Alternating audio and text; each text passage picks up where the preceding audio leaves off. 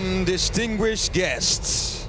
It is time for Deep Tech Connect, a deep tech innovation forum organized by Extreme Tech Challenge and HTXL.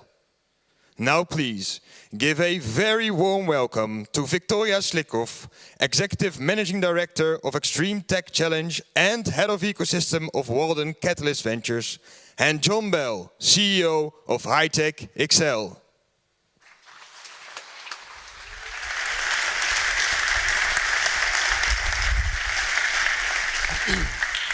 Well, good morning, everybody.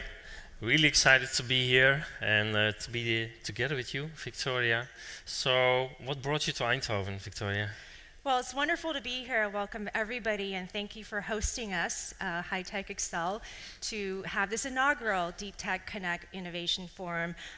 When we conceived this idea, not many months ago, it was very obvious that it had to be in Eindhoven, the center of excellence, the innovation hub for deep tech. So it's a pleasure to be here representing Extreme Tech Challenge and Walden Catalyst Ventures. Excellent, excellent. I know you travel around the globe all the time. I almost met you in Paris, you are in San Francisco, in Singapore, everywhere, but also now here in Eindhoven. And I think this is the place to be. Certainly today, but maybe the whole year. Yeah, I think...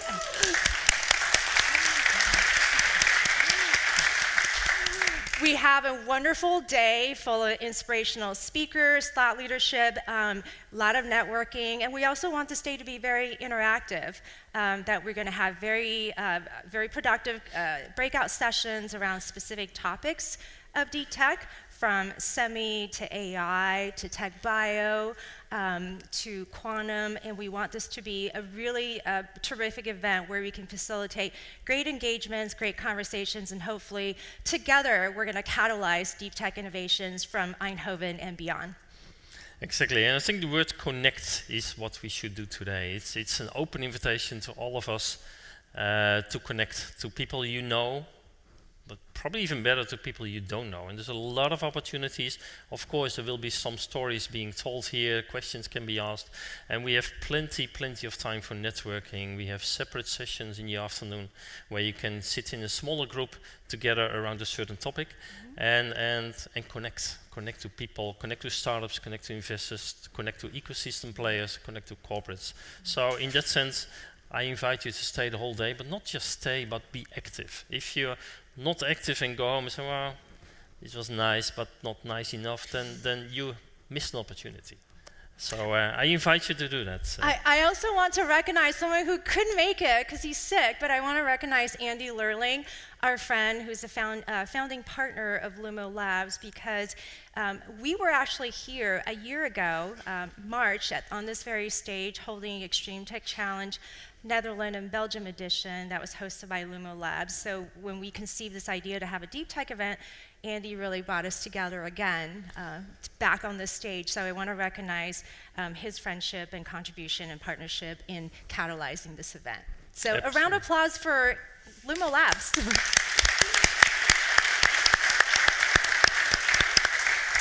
Yeah, we do this with a lot of partners, and I think we are already standing way too long on stage. So I would love to give the word to Peter Wenning. Peter Wenning is the CEO of ASML. He's the keynote speaker of today. ASML is, of course, one of the most valuable companies in the world, and I think the most valuable tech company in Europe. Everybody knows ASML. Probably people have seen Peter on stage somewhere on television or whatever, but he's one of our main friends. He's one of our big shoulders we can cry on if needed. But we can also laugh and work together. So he's helping HTXL, but certainly also the startup ecosystem tremendously. And I was so happy to have you here, Peter, and that you're willing to speak about your views about what is happening, what is needed for deep tech. And there will be questions available, so people will ask questions. So, Victoria, let's give a big applause to Peter. Thank you.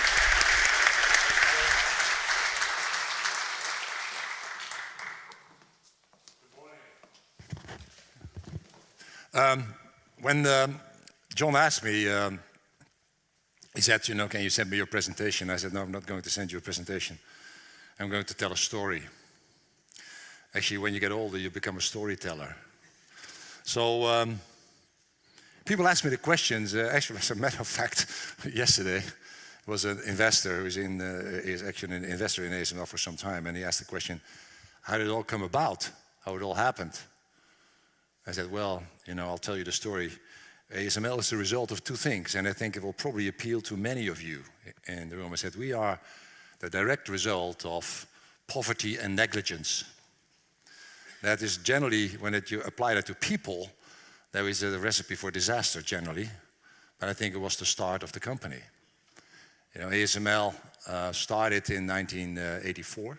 We were founded April 1st. That's not a joke. April 1984. And it was the time of a massive reorganization of Philips.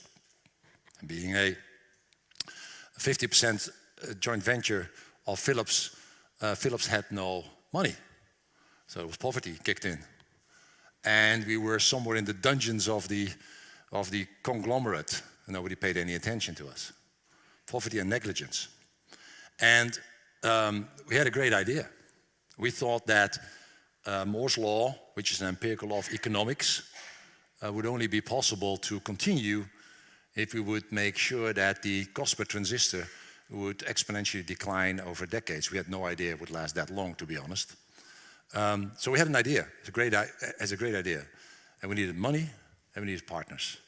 And lo and behold, there was no money, and there was no partner, Philips. So we had to reach out. We had to reach out, and we found companies that were in the same position, although they were not startups, but they lost Philips as a main contributor to their business. As you know, at that time, this area was pretty paternalistic. You know, Philips was there to take care of everybody. And suddenly, they retreated. So people were looking for friends. And we had a dream. And a dream with friends and trying to scrape some money. That's actually how the company started.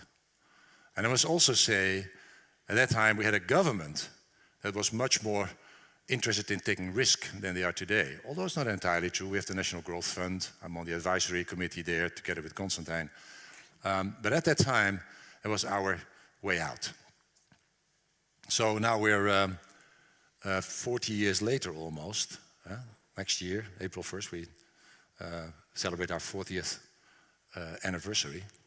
But it took 10 years, you know, 1984. And I'll tell you a story. I mean, it was in March 1992, so 8 years later, where the then CFO took his keys and went to Philips, and Philips said, we're just stopping the business. I mean, we funded you guys, there's no progress, or at least not good enough. He took his keys, and he put them on the desk and said, well, you know, you're the board member of Philips, you close down shop, because I'm not going to do it. Here they are. And of course, the board member grumbled, and he gave him another 20 million guilders at the time, about 10 million euros.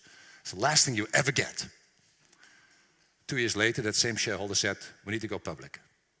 And we went public 6 months later. And now we are, indeed, the most valuable tech company in Europe. What does it teach you? It teaches you next to poverty and negligence, it's about perseverance. And a good deal of luck. That's also true.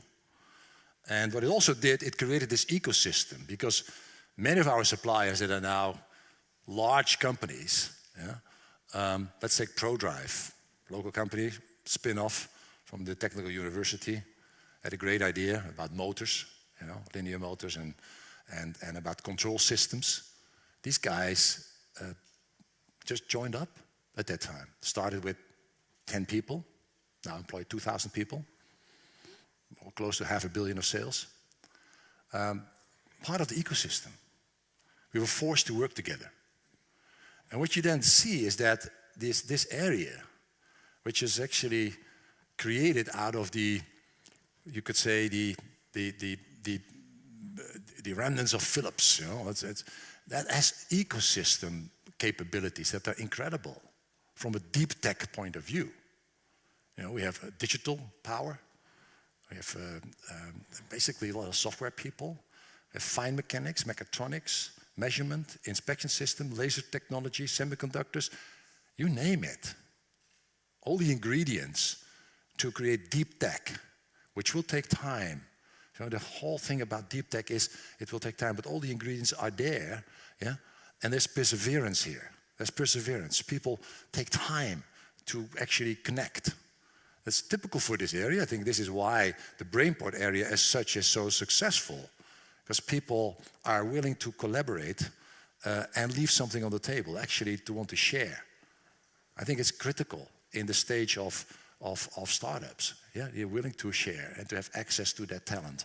That, I think, was one of the main reasons for the success of the company. We had access to talent and to a lot of different talent. Now, having said that, what does it mean for today and this environment here? Well, like I said, it's a unique ecosystem here that we have to support deep tech. And we have very successful companies.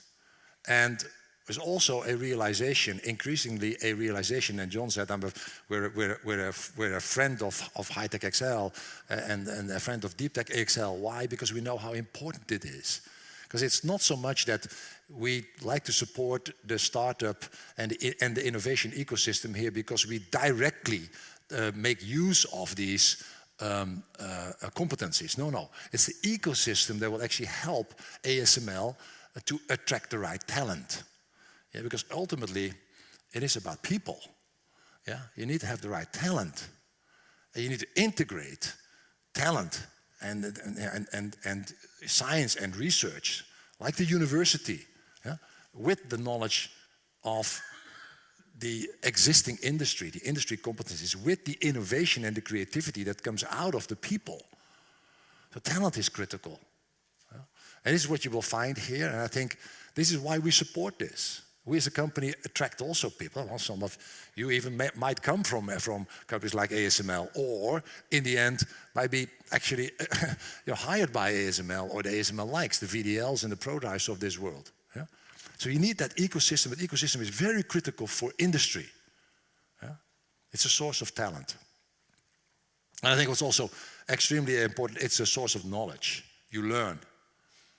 We actually learned probably more from our startup, or let's say scale-up suppliers, because of the creativity and the no boundaries that they have when you're an innovative startup and a scale-up. I mean, this is where, you know, as a company like ASML now having 42,000 people on the payroll, yeah, and well, trust me, things go not as fast as they did in the past, which is logical. Yeah? So you need that ecosystem to also challenge you. And the responsibility of the industry is to open itself up, yeah? Open itself up as a source of information. Like, we existed because of Philips. Philips had a physical phone book. When we had a technical problem, you picked up the phone and called somebody in Philips NetLab, yeah? And they figured it out. They came by, you talked about this, and you made more progress in 2 days than in 5 months. We need to have this digital phone book. It's this area, yeah. This is why with HTXL or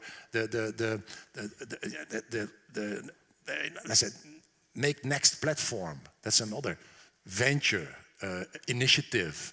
Make Next platform, where basically you go and you can join as a scale-up or as a startup, and at Make Next platform, yes, there's going to be kind of a, you could say it's a, you need to be vetted by a committee, but when you are, you get access to us, to our people, to the digital phone book. If you need a competence, you come and you come to ASML, you talk to our engineers, our system engineers, and we get the same comments back. People say, we learn more in 1 day than in 6 months. Yeah? Because the people together, you do design reviews. I think this is why it's so important we need to connect, because the problem, and I'm also a personal investor in startups, the problem you see in deep tech, yeah? The problem that you always see is that when you come up with a prototype, yeah, it's a great idea, and you go and you see the first customer says, great idea, but it doesn't work. Why? It's not industrial, it's not robust. So this is what you need to do. This is why this area, this brain area is so important. That when you have an idea, you need to have access to knowledge, to industrialization knowledge. Yeah? And that's whether it's with ASML or with VDL or with some of our suppliers, NTS, these people have the industrial knowledge to make something robust. And you have to start it from the start, because when you have your prototype done and you go to your customer, and the customer says, hey, great idea, looks great, but this doesn't work, that doesn't work, that doesn't work, it's not industrial robust. Trust me, you have to go back to the drawing board. And that's a waste of time, a waste of money. And it's, in fact, it's a lack of credibility. Yeah? I think this is where it's all about. It's about credibility. Yeah? Because in the end, we will get the same comments, we need money. But money is the result. Yeah? Money is the result of the fact you have a great idea, you have great people, and you have the credibility. And you can support that credibility by having the right people, with the right background, and the industrial environment and ecosystem that supports your idea so that you can industrialize. So important. It saves time, it saves money, and it creates credibility. I think there is enough money. There is not enough, there is the same amount of money, almost the same amount of money, but it's in the wrong place. Yeah? I mean, it's like when you compare it to the US, it's more private funds. Here, it's hidden in pension funds. It is hidden in, let's say, state funds. And by definition, those people are more risk averse. They will only come forward when they have a high level of trust. And that's driven by credibility. Yeah? So I think this is important that we use this ecosystem in this area, in the bigger brain part, and in the Netherlands, yeah, to provide this level of credibility by connecting people and industrial experience and knowledge. And then we should be able to accelerate. So, this is my story, this is my story, this is not a slide. This is what I wanted to share with you. And I think, but this is the way we created ASML. And we are way beyond where we were 40 years ago. I think we've created an ecosystem that I could easily say from a deep tech point of view is probably unique in the world. It's a nugget. It's a rough diamond. It's up to us to polish it. Thank you very much.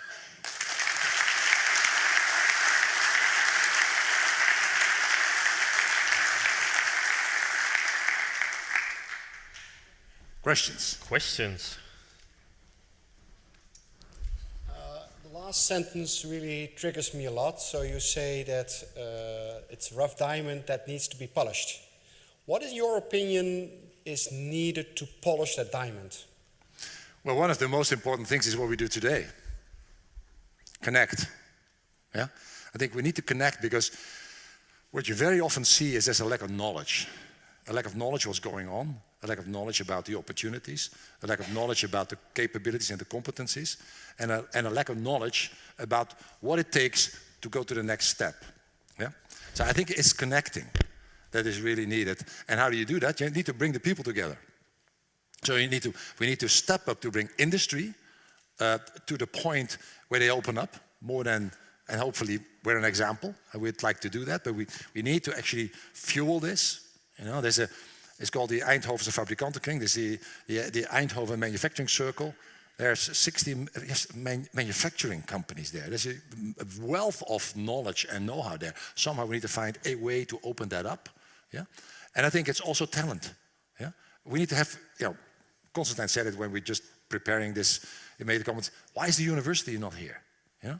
We need to have that talent and faculties here that are relevant to what we do here. Yeah? I think it is connecting. Yeah?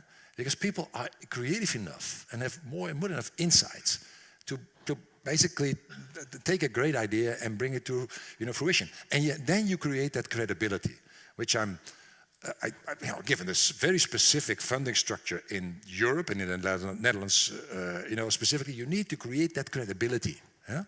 And there is money. Yeah? But it is you could argue it's in the wrong place. Well, let's get it out of the place, yeah? And bring it to the forefront. It's about connection. That's what we need to do. Another question? You talked about it more often about bad allocation of capital or bad allocation, different allocation. What kind of policies would you think that could help this allocation? For example, the new pension law, for example, I think doesn't that also provide perhaps more risk taking? But you know, yeah, there's education. True, and I said, I mean, there's a big initiative in the Netherlands ongoing, and I think we need to step that up. That the level of education needs to go up. I mean, to be honest, the challenges that we currently see are significant from an education point of view, because science, technology, engineering, and math needs to be much more to the forefront, and it starts in primary school. Yeah?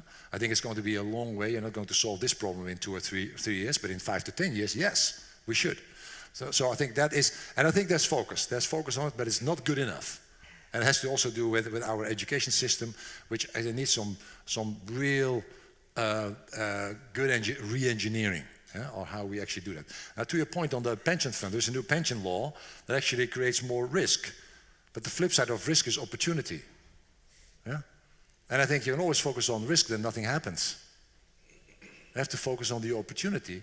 And the opportunity, and grabbing the opportunity, is also based on the fact that, you know, if there is an opportunity and it's credible enough, the money will come. Yeah? So yes, the new pension law actually allows you to invest in let's say in different styles. Yeah? There's also a higher risk style with a higher return profile. That's how it works. Yeah? But that's good. That's good, because it actually fuels. Yeah? If there's more demand for risk, then the money will come. Yeah? So I think that's good, in my opinion. Yeah? So there's nothing bad about that. I think we have time for probably 2 more questions.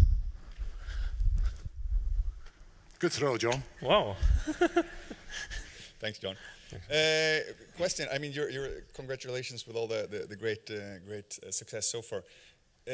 Can you scale fast enough compared to our friends in East and West?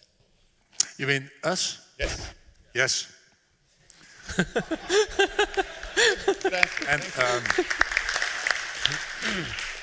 it's a challenge. You know, we have 3 values in our company. It's called challenge, collaborate, and care. And this particular challenge of growing, yes, it's a big challenge, because it's about infrastructure, it's about talent, it's about housing.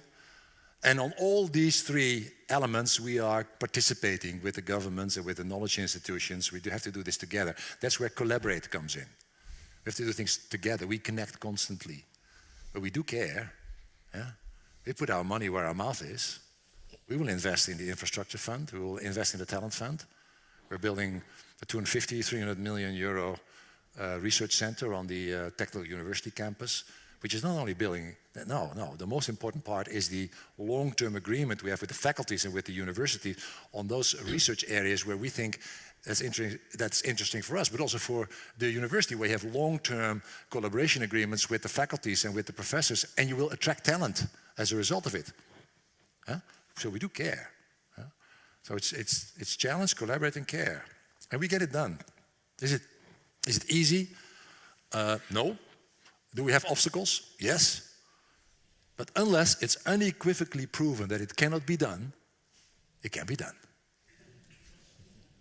I think we have one last question, and I'm sure we can ask many more questions to you, Peter, and keep you busy for the whole day, but let's not do that. One last question. Yeah. Again, also congratulations on what ASML has achieved against the odds as a hardware company, persevering against the odds. I've also seen that, for example, what you did with EUV. Nobody believed in it. You guys persevered, and now basically you own the market on that. That's great. What also struck a chord with me is what you said at the end, that capital is wrongly divided, and that maybe in Europe it's a bit too risk adverse. Another issue I see there is that, in fact, a lot of the investment is going more to software-related companies rather than hardware, rather than deep tech. And that's, I think, an issue to get the environment, to get new startups going, push them further. So what are your thoughts on that, and what are your thoughts on how to improve that, how to change that ecosystem? Yeah. You know, it's a well-known issue. If you have deep tech startups, it will take a long time. It took us 10 years before the shareholders said, let's go public, 10 years. And after 8 years, they wanted to pull the plug. Just give you, I mean, nothing has changed in 40 years' time. Huh? So, But what is, you know, what actually saved us was the credibility we had with one person, which was on the board of Philips at that time. It's all about the credibility. He actually knew we could pull it off. There was a good chance we could pull it off because we had made progress, we had milestones, we did show performance that was so promising, perhaps not as promising enough to make it industrial robust enough after 8 years that customers would be pouring in orders. That only happened 2 years later. Yeah? But that's the whole point. You need to have in this long-term investment, because once you have the deep tech hard tech in your hands and it works, the runway is very long. The runway for software is generally much shorter. Yeah? These innovation cycles go much faster. Once you have this hardware, this deep tech solution, the runway is so good. It provides long-term value.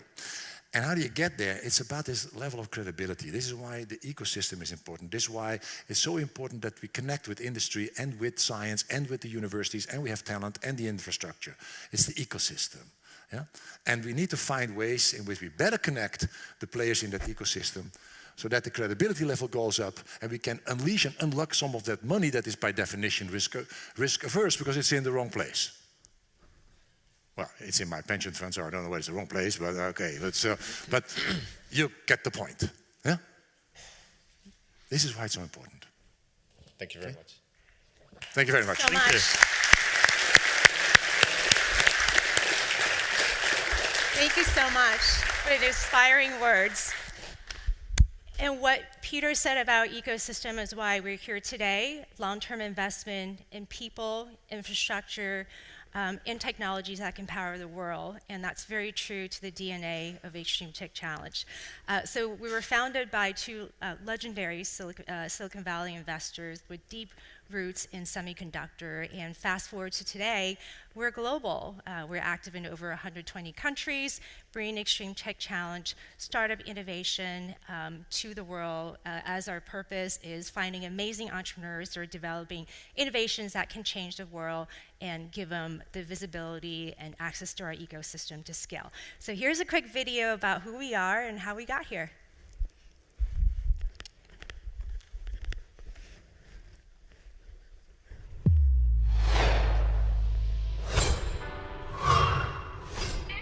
We have many difficult challenges that we are all facing. So what can you do about that using technology? I am extraordinarily impressed with this program. The Extreme Tech Challenge is an outstanding program for entrepreneurs around the world, and I was incredibly impressed with the energy and passion and overall quality of the companies and entrepreneurs I had a chance to meet. If you're a founder of a startup, you want to make a real impact, and you want to go global, then the best platform you can choose is Extreme Tech Challenge. You want to mobilize the community of startups as well as corporations. Any of our generation kind of mess up the planet. You guys might be able to fix it.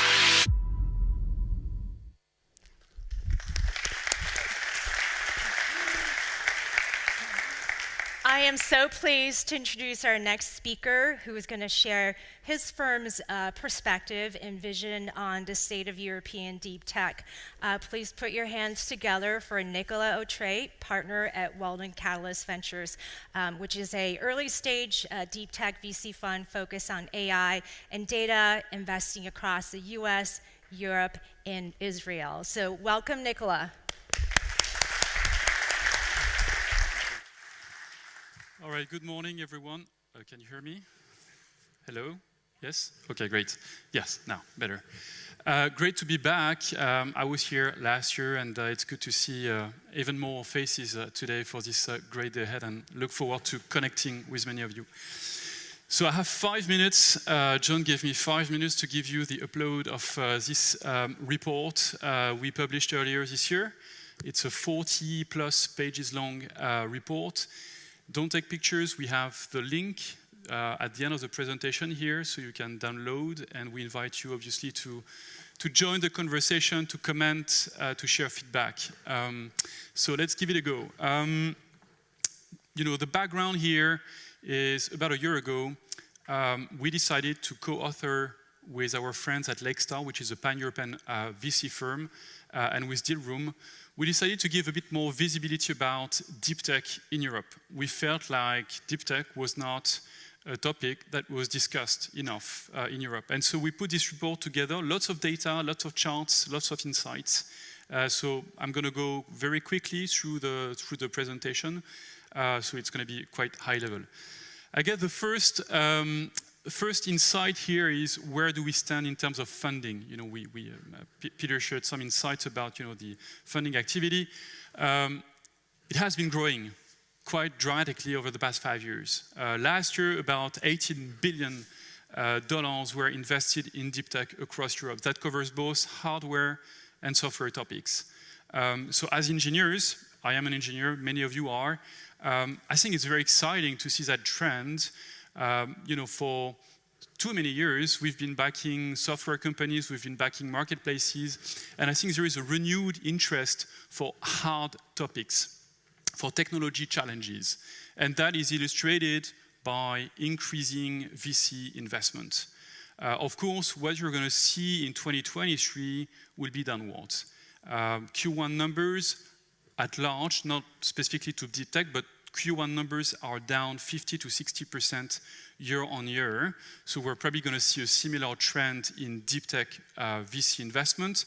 But the interesting thing is deep tech across other categories like fintech or marketplaces, deep tech is more resilient.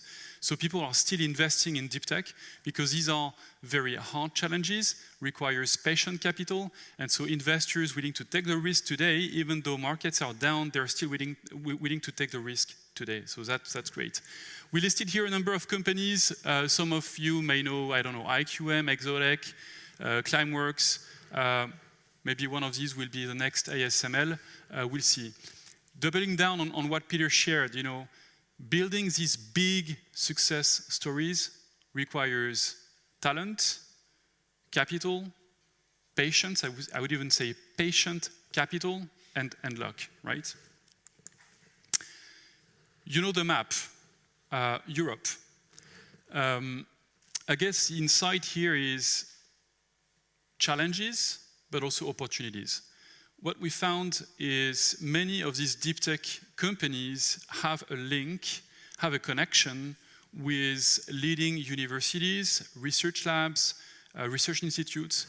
And so we kind of mapped here the different ecosystems we have in Europe. And so it's all over the place, which means it's a challenge. It's a challenge because if you want to build a global company, you need to reach a critical size. And when you look at Silicon, the US, everything is about Silicon Valley, right? Everything is very concentrated in one area. If you look at Israel, very small country, very dense, very rich in terms of innovation. We don't have to be shy about our talent. We don't have to be shy about what we have to bring to the world. But our challenge here is that it's all over the place.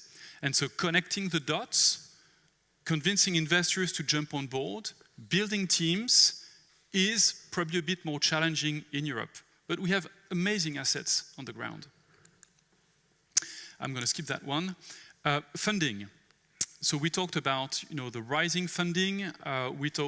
We mentioned earlier, where is the funds available? Do we have the right allocations? What we found is we have a few challenges when it comes to deep tech investments in Europe. But we have strong backers in the form of sovereign funds and public funds and governments. We listed here a few initiatives, BPI in France, KfW in Germany, British Patient Capital in the UK, and obviously EIF. They are very strong supporters of the VC ecosystem, of the innovation ecosystem. They've been supporting the structuration of the ecosystem from a VC perspective, but also from the startup perspective, investing directly in companies and investing in funds. So great to have them. We could certainly do more, but they are there and they do the job. Where we still have a gap, you'll find lots of investors at early stage willing to take huge risk. Business angels, communities developing, seed stage funds, early stage funds, but where in Europe we still have a gap is for later stage funding in deep tech companies. Most of the time when you start raising big rounds, 20 million and plus, 50 million for example, we did recently a 50 million round in a company in Switzerland, usually you don't have much European investors on board. These rounds, these big rounds are led by non-European investors or by corporates. And that's where we need to build or to develop further the asset class. Because early stage, well covered, plenty of seed fund. The next slide is about that. That's names of investors active in deep tech. Seed stage is good, early stage, Series A is good. Once you start raising larger and larger rounds, it becomes a bit more challenging in Europe to convince investors to jump on board. Mentioning here some of the new topics of interest. This is our view. I'm sure other deep tech investors have a different view. We mentioned these 4 topics: future of computing, novel AI, novel energy, and space tech, which have attracted about 25% of deep tech funding in 2022 and growing. Many of these topics here address some of the big challenges we face as humanity, like novel energy, obviously. But interestingly enough, some others also address some of the sovereignty challenges we have in Europe, like future of computing or space tech. Given the geopolitical tensions between US and China, there has been a very strong sovereignty dimension to these 2 categories in particular, future of computing and space tech. So, happy to get your thoughts on what are the next, big topic, big ideas, big technology we should be looking at, and maybe we can discuss later. This will be the last slide, and then I guess I'll have to. My time is out. So, mentioning again, the strengths, the challenges, the opportunities. So, the strengths, we mentioned strong IP, strong talent. I would even argue affordable talent. The cost of developers, the cost of engineers here in Europe is a lot cheaper compared to the US. Great universities, great research labs. Challenges: spinning off IP from university is always a challenge in the US. Universities are very well structured. They take a couple percentage point ownership into companies that spin out of universities. In Europe, it's a lengthy process. Sometimes universities are a bit greedy, taking double-digit ownership in companies, 20, sometimes 30%. Not good for VCs to jump on board. Obviously, diversity is still an issue, and I look at us today. We're not great at diversity, to be honest. So we need to keep working on that as well. But very exciting time for us investors. I've been in tech for the past 20 years, mostly as an investor, also as an operator. I've been investing in deep tech now for the past 7 years here in Europe, and I can tell you that the evolution over the past 10 years is just fascinating. So I'm really excited to be here today. Really excited to spend this day with you to connect. Learn about your companies, learn about your projects, get your thoughts on what are the key technologies we should be paying attention and eventually funding in the future. QR code, I hope that works. You can download the report. Feel free to share it with your friends, engage in the conversation, comment, feedback. Welcome. Thank you so much.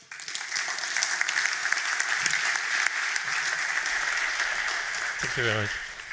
Thank you very much, Nicolas, in 5 minutes telling a story. No questions yet. Maybe at the panel. Keep your question in mind, Carmen. Great to do this story. I've read the story, and I think there's a lot of details and insights that you did not share yet. So we'll talk about it in the panel, but certainly also when there's time for networking. We also are really pleased to have another deep tech thought leader here, Jean-François Bobier. He is from BCG. He is already a long-term deep tech, I think, thought leader. I think you started as one of the first consulting companies in the world, a deep tech group. And I've talked to him yesterday evening, and a lot of ideas pop up and a lot of solutions for the world's problems pop up as well. So big applause for Jean-François, and the floor is yours.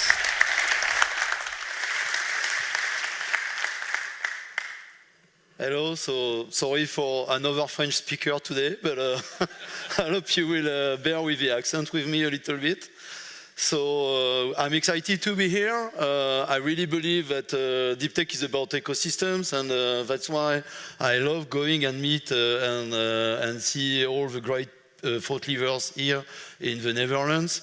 So 5 years ago, we created at BCG a group that we call the Deep Tech Mission, and it started really as a research group.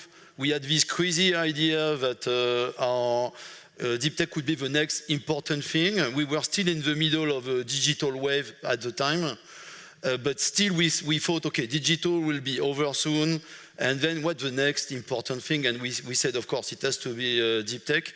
So we started putting out reports. I hope some of you were able to read our reports. Every year we put reports. I'm going to share our latest research today that will be on our website in a few months. And so one thing I would like also to say before I go into the content is that our positioning, we really try to make sure, so we are consultants, we work with a large Fortune 500 companies, so you know the brand names that you use every day. And we have this vision that they can use deep tech much faster, much earlier than if we just do nothing. And trust me, it's very hard for them to do that. They are very good at what they do. I work with companies that make cars, consumer products, and stuff like that. They've been doing this for decades, sometimes for a century, and they are very good at what they do. And it's very hard to introduce a new tech. Trust me, it's not only a question of risk. It's a question of what they do today is so optimized, down to the multiple digits, right? Everything they do is so optimized that messing with what works is super hard for them. And so as our job as consultant is really to help them connect the deep tech innovation. So that's why it's important to be part of ecosystems and to know what is available. And with corporates to make sure they adopt the new technologies, again, which is hard. One thing that we have found that works very well, and I'll talk a little bit, I'll give more data about it, is climate change. One of the good reasons for a corporate to change its product, business model, and technology is actually climate change. You can only achieve 20% reduction in emissions using your current technology. What you do is that you do a CO2 baseline, right? And you try to see what are your inefficiencies, I don't know, transportation, packaging, and you can still do the same thing with 20% less emission. Now, if you want to do 30, 40, 50% less, you can't do it without changing the technology, the product, and the business model. There's no way. Very simple. So our clients are realizing this, that what I'm just saying, and they are saying, okay, how I'm going to do this? And this is where we start the conversation and where we can actually introduce new tech. This is really the best moment, and the best conversation is the climate change discussion. So I encourage you to use that angle when you go to corporates. That really works because they have no way besides 20%. This really hard limit. After that, it's almost impossible to reduce your emissions. You need a new tech. There's no other way. So anyway, so today I would like to share with you our latest research on deep tech. And then, of course, we can discuss, especially if you have innovations that are relevant for corporates, during the breaks and stuff. Don't hesitate to come to me.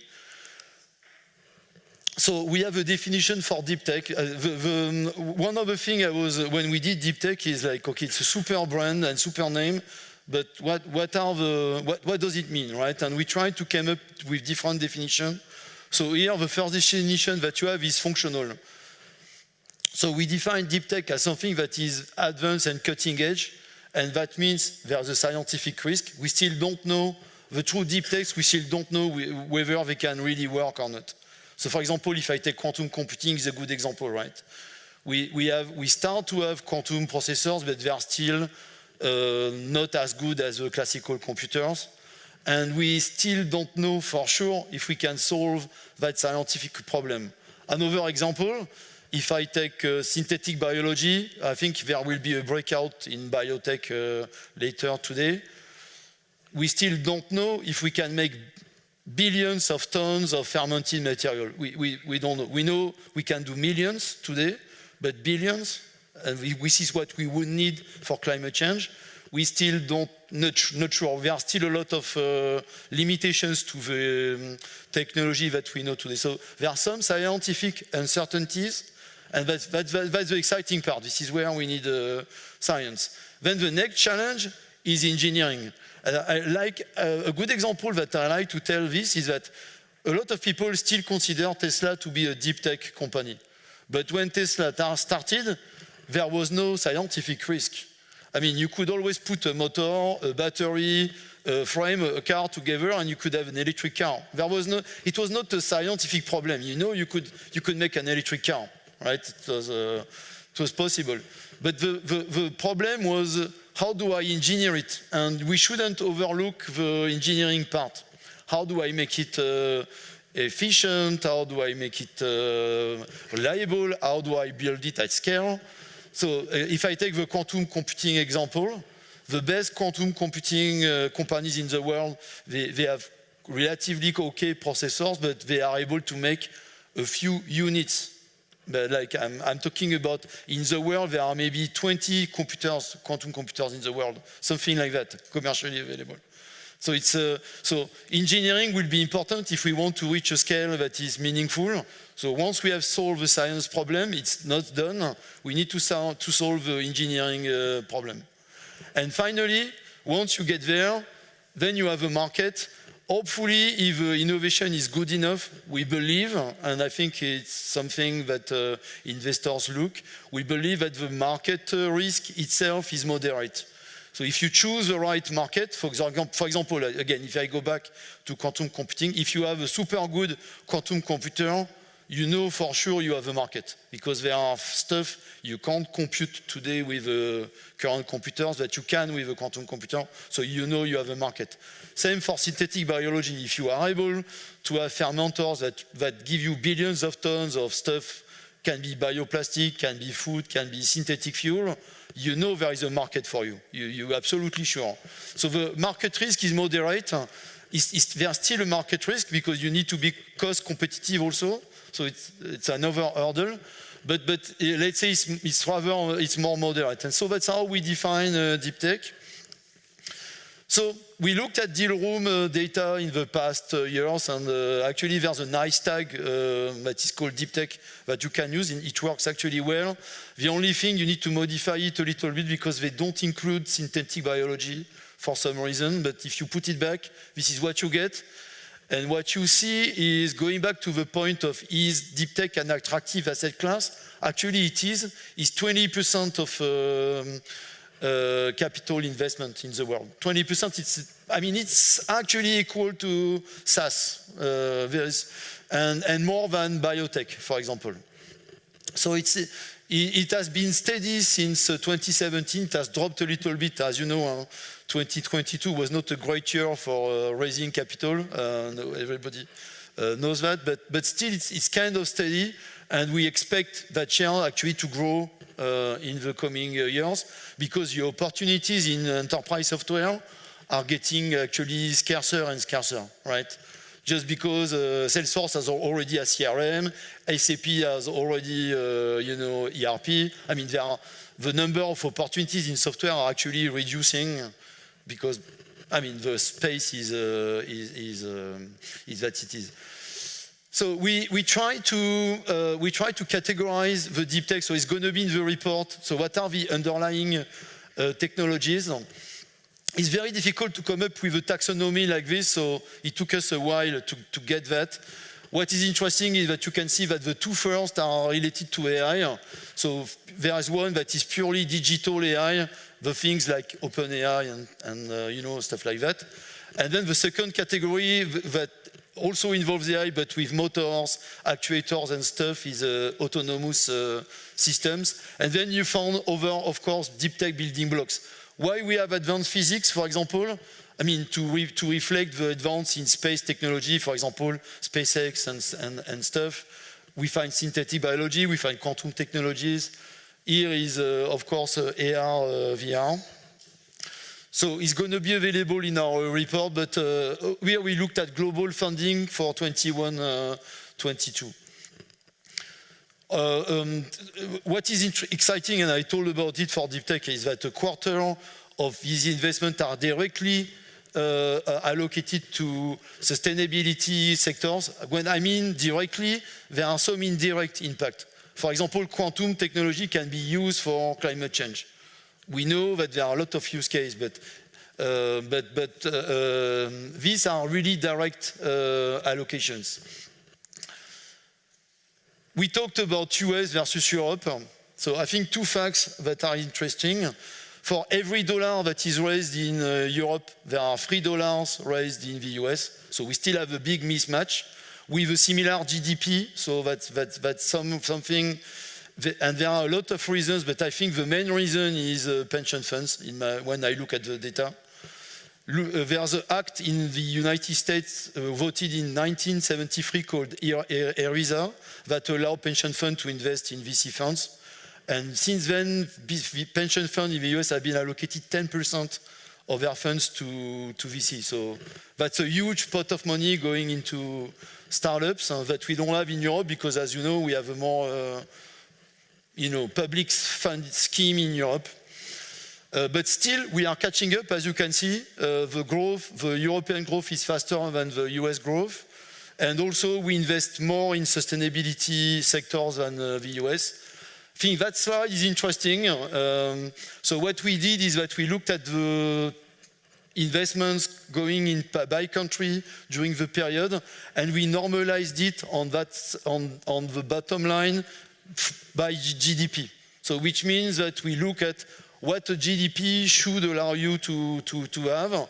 There are some outliers that are very strange. For example, Italy, that has very low investment compared to the size of the economy, for example.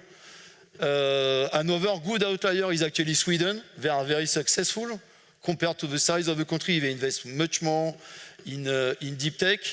UK is doing very great, and so as you can see, so there are a few differences, I think, that are explained by local investment policies, ecosystems. And many other factors, but I mean that slide alone we could spend a lot of time to understand why we have so many differences between the countries. Then I'm going to stop here just to say that we did, so it's important for investors, and it's going to be part of our report. So we're still in the early days of deep tech, right? It's like 1995 for the internet, but we actually have IRR data from Preqin on some funds that started, we already have data. And actually it turns out that the returns are not that bad on deep tech, so that's good news. So you can invest in deep tech and make money. The IRR are actually in line with what you would expect to find, for example, in software. It just takes a little bit longer. And with that, I think I don't have questions, right? Thank you very much.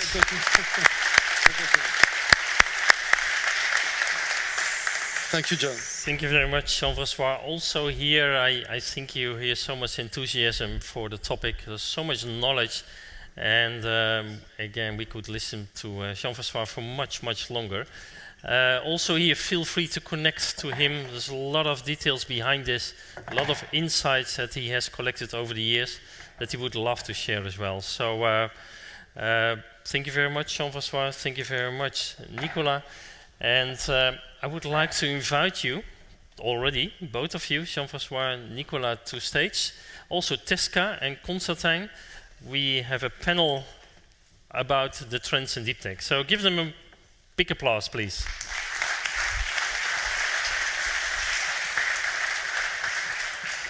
Well done. I guess I'll sit under my chair. Oh yeah, that's a good idea. So we have a placement? Yes. All right. Ah, pretty good, pretty good. Great, so unbelievable panel, bringing these people together around deep tech. We're extremely pleased to have Constantijn here as well. He is, as you know, the big fighter for startups in the Netherlands, but also in Europe, moving more and more into the deep tech space, which is exactly what we hope for. And that's what we see continuously happening. So we're glad to have you here. Also Teska van Vuren, I would almost say new kids on the block in the deep tech space. It's true. Partner of HTXL, a fund that was created last year, where also Peter Wenning referred to, and we got some help from ASML on that and the ecosystem. So welcome, welcome, welcome. I have a few questions. I will bring them forward, but also think already about your questions. I know Carmen has a question. Maybe you can keep it in mind. So deep tech, we heard a lot about the trends going on. So much more going on. Let me start with you, Teska, as a new kid in this field. So if you listen to those trends, do you recognize them into your daily practice? Yes and no. Yes, of course, we see the difference between 21 and 22. And there's due to the economic circumstances, less appetite to invest. But on the other hand, in the day-to-day business, we are much involved with with our ventures, our portfolio companies, and what we do there is just help them bringing things further. And so they have their ideas. We bring them, help them to develop further, and there, of course, you don't recognize that much actually. Constantijn, how do you see that? So I think, I know there's a lot of information, but if you bring it back to your space where you're working on, you recognize the yeah, it's all very recognizable. I think what we haven't really seen here is some market developments whereby, for instance, in Europe, because of government intervention, the whole climate discussion has been moved forward by norm setting. So markets being creating here. Whereas in the US it's mostly still consumer driven. So there's more incentive here to invest in everything that has to do with climate. And climate is has the energy part, and there's food, and is a very good, as you mentioned, a very good kind of starting point for a discussion around deep tech. So I think that's a positive part. Another thing what I saw is that the map of Europe. If you plot that map on Europe, it's a really small part of the US, and so we always look at Silicon Valley. But even if you look at Silicon Valley, it's about the size of half the Netherlands and Belgium. So if we would collaborate more, maybe what Peter Wenning was saying, polish the diamond, also means that the closeness of Amsterdam, it was on the map of Twente, Nijmegen with NXP, Eindhoven, Leuven, Aachen, and the whole Delft and Rotterdam region is similar to Silicon Valley. Everything is within 2 hours drive. So we should see this much more as an opportunity, and then there are a few very interesting clusters in southern Germany and of course in the UK, but there are more, and I think that we actually have more density than we sometimes know. Especially in this area as well, and I think our biggest risk is that we compartmentalize and we want to kind of be great in Eindhoven, whereas you should be great in Europe or in the world, and therefore be much more open. And you're not competing with Twente or Delft or whatever, but you are actually one system that should be much more feeding new ventures from here. I certainly recognize and embrace that, and I think the word connect also is in the heart of that. So Nicola, I see you nodding. So how can we solve that? How can we get this collaboration happening? Absolutely. So I fully agree with your point, right? When you look at Silicon Valley, it's a very unique ecosystem, very dense. Everything is essentially 2 hours driving distance. And it's very unique because you have this very tight ecosystem where you have universities, startups, investors, and large corporates. The leading corporates of the world from the tech perspective are just right there. and you have an incredible velocity and fluidity between these four stakeholders. You'll find former operators in big tech companies eventually decided to give it a try and launch a startup, and then they can have lunch with an investor next door, and that's how the conversation gets set and how things happen. So very high velocity in terms of innovation. Europe is different, as we discussed, very fragmented. And I think beyond the fragmentation, I think there is an additional dimension of challenge, which is, the culture. And the way, you do business in the UK is not the same you do business in, here in Netherlands, is not the same you would do business in Italy or in France, right? These are sort of very separate ecosystems with different universities, different business angels, different language, sometimes different currencies, different, legal or business culture. And that's the challenge we have. I think, we've been trying to replicate Silicon Valley in Europe, and I think it's a mistake. We have to find our own modus operandi. Honestly, I don't know what it is, clearly. I haven't found the magic recipe just yet. But what I know is that if we try to replicate, the Silicon Valley ecosystem, we're going to fail because it's so unique. And we just can't replicate it, right? Because it's really about trying to find a critical size in one particular geographic area. And if we try to do that in Europe, everybody's going to try to fight. Netherlands is going to fight with France. France is going to fight with Germany. Germany is going to fight with the UK to try to attract talent, attract budget, attract investments. So that's not going to happen. What we're trying to do here, and I think some investors have been trying to do that also over the past couple of years. I'm really thinking about Lakestar, which has been very vocal about sovereignty and putting back power in the putting back Europe in the driving seat, is trying to find a way to align all countries, all ecosystems, try to find this collaboration culture, that it's not one against the other, but we can find talent here and there. Let me give you an example. I invested 6 years ago in a company actually based here in Eindhoven called Grey Matter Labs, which is doing AI processing on the edge. We had a team in Paris, a team in Eindhoven, and a team in the US. And each hub, local hub, had a specialty in terms of talent and technical expertise, but we made it work. So it very quickly became a global company. That's what we need to, I think, build as a culture in Europe, is finding talent for what they're good at, and not necessarily trying to relocate them, but just leveraging them locally for what they have and building these companies, which is a challenge, right, when you have multiple locations. But again, my point here is if we try to replicate Silicon Valley in Europe, we're going to fail, so we need to find something else. Yeah, I think people talk about it, but I've never seen anyone really trying to build Silicon Valley. So everybody talks about it as a metaphor, but and not even in the triangle which you put up as a golden triangle, there is a Silicon Valley. So I think we should move on, and we move on also by knowing much better what we're doing. So measuring great what you're doing, so understand where things are going. I think a capital union would be great. I mean, if you can actually spend capital, and it's happening already. And what we've been achieved in software so far, and with SaaS as well, people really know what SaaS is. If you go to Finland, or you go to the Netherlands, or you go to France, everybody has the same idea, and the investors also are investing European-wide.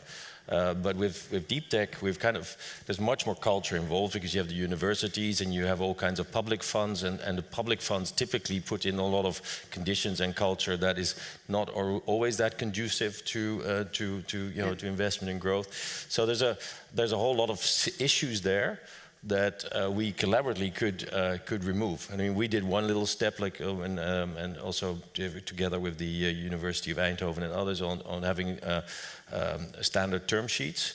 I mean, it's just a little step, but it already kind of creates more trust and transparency. You could do that for Europe, so that it becomes much clearer, how entrepreneurs can engage with their scientific institutions, etc. So there's stuff definitely we can do.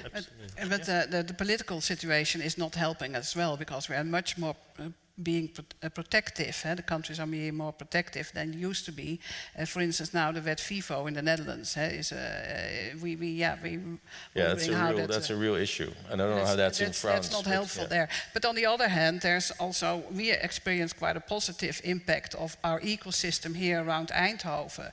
The connections we can make for our ventures with, for instance, ASML, it's extremely helpful. Because it's not possible to make this quick start without the help of the outside world. And I think that's one of our biggest roles, is just bringing these people together. And I really hope that we are able here from the ecosystem in Eindhoven to make it bigger and make a bigger network. ASML is not your outside world. ASML is your inside world. I mean, yes, I know, but from an ecosystem perspective, it is at least a starting point. No, it's a core of your ecosystem. But this is it. You have some real big assets here, and it has retained.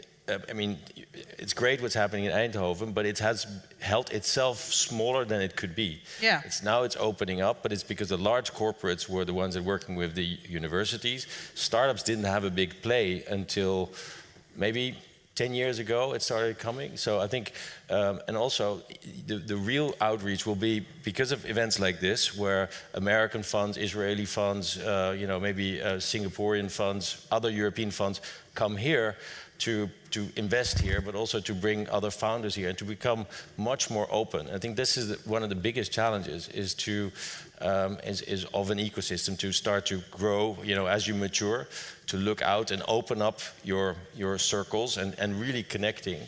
And you need some super connectors, people like you guys and like you that know all these people and actually start bringing them together. Connect the ecosystem. Yeah.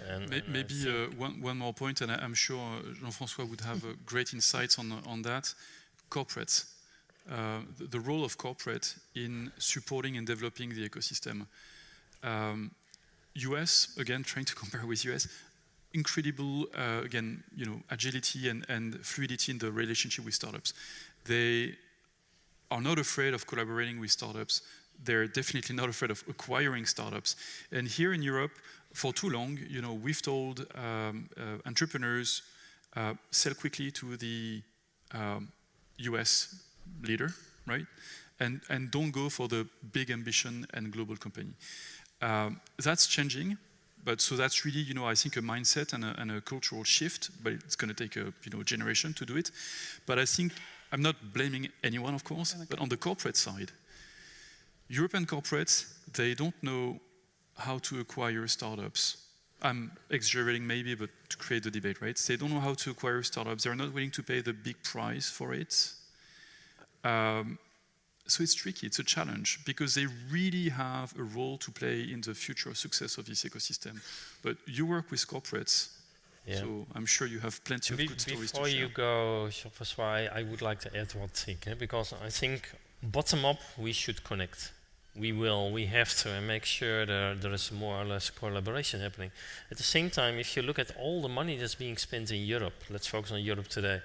All the money spent on deep tech in Europe today is probably much higher than everything that's done in the US or in Asia. If you add up, but because it's compartmentalized, I did it, it's not very effective. So I was wondering, because deep tech is going to help solve the big societal challenges, what can we do to enforce the collaboration? We all in a mission, and maybe, Jean-François, what can we do to get the top-down happening as well, together with the bottom-up, and maybe corporates can play a role? First, still to your point about the capital, there's still a 3-to-1 ratio between the US and Europe. Then? Even if you add everything together, even if you say UK is part of Europe and Switzerland, and I mean, it's a debate I don't want. Last time I checked, I'm joking, but if you add up all continental Europe together, in terms of funding, you're still 3-to-1 compared to the US. So I still think the main problem we still have to solve is capital. And actually, it's an accumulating problem, right? Because why? The US had this advantage starting in the 70s. ERISA Act was voted in the 70s. 10% of the pension fund allocation went every year to the startups in that time. Look at the main valuable company in the world. Apple, Google, Amazon, right? Those companies didn't exist 25 years ago, most of them, right? And Apple is worth more than the entire CAC 40 in France, right? The entire, right? So we still have, I think we still have a capital problem to solve, I think, number one. And it's an accumulative problem. Why? Because the founders that were successful during the digital wave, they like funding startups, they like entrepreneurship, right? So they don't sit idle, they invest in the deep tech companies in the US, and also they coach the founders of the deep tech companies. The problem that we have also in Europe is that we've got super great CEO founders that have, PhDs, that have visionary, but they don't know a thing about finance, HR, sales, and we interviewed them last year, with the EIC, so we are part of a Scaling Up Europe initiative. And one of the themes that came out all the time is that they feel alone. They feel like there's nobody helping me. Yeah. In the US, again, the great thing about the ecosystem, there's always an entrepreneur who went through the whole story, who can tell you, look, like you're going to have a problem here, you should do this, you should do that. They don't get help. And that's a difficult part. But the root cause of this is that we didn't add sufficient capital. So I think number one problem to solve is still capital. Even today, it's a 3-to-1 ratio compared to the US. Then, again, I'm not in favor of putting capital for the sake of capital. Some of this money is really badly spent.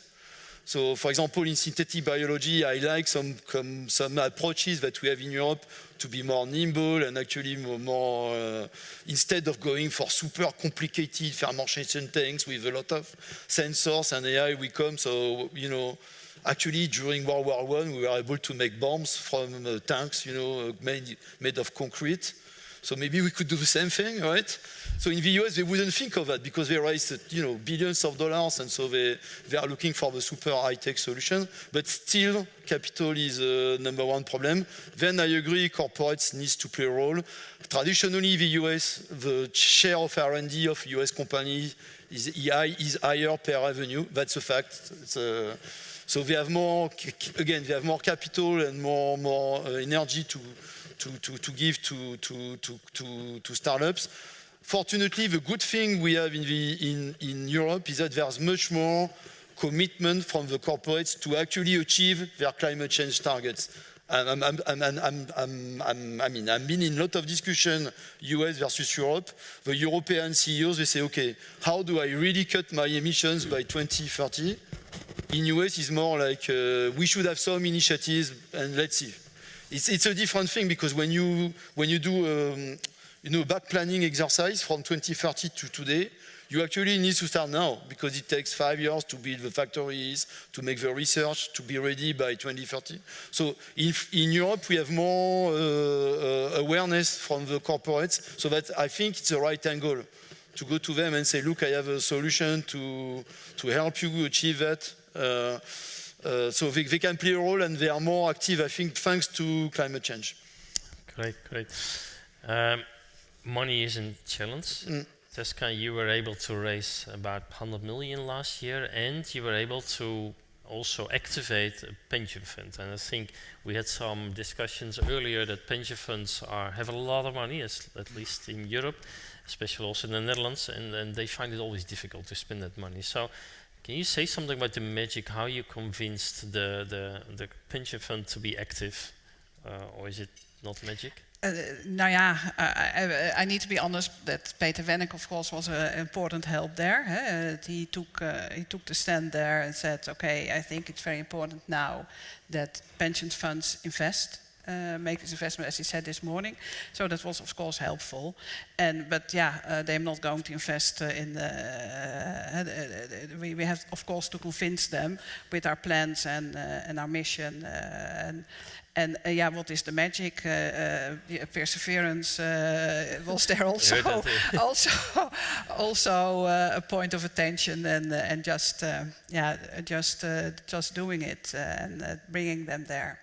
And for us, it was also important that we had also direct contact with the management of the pension fund itself, because of course they do the there's a service company taking care of the day-to-day things, but the direct contact with the management was very important to believe in our story and our mission.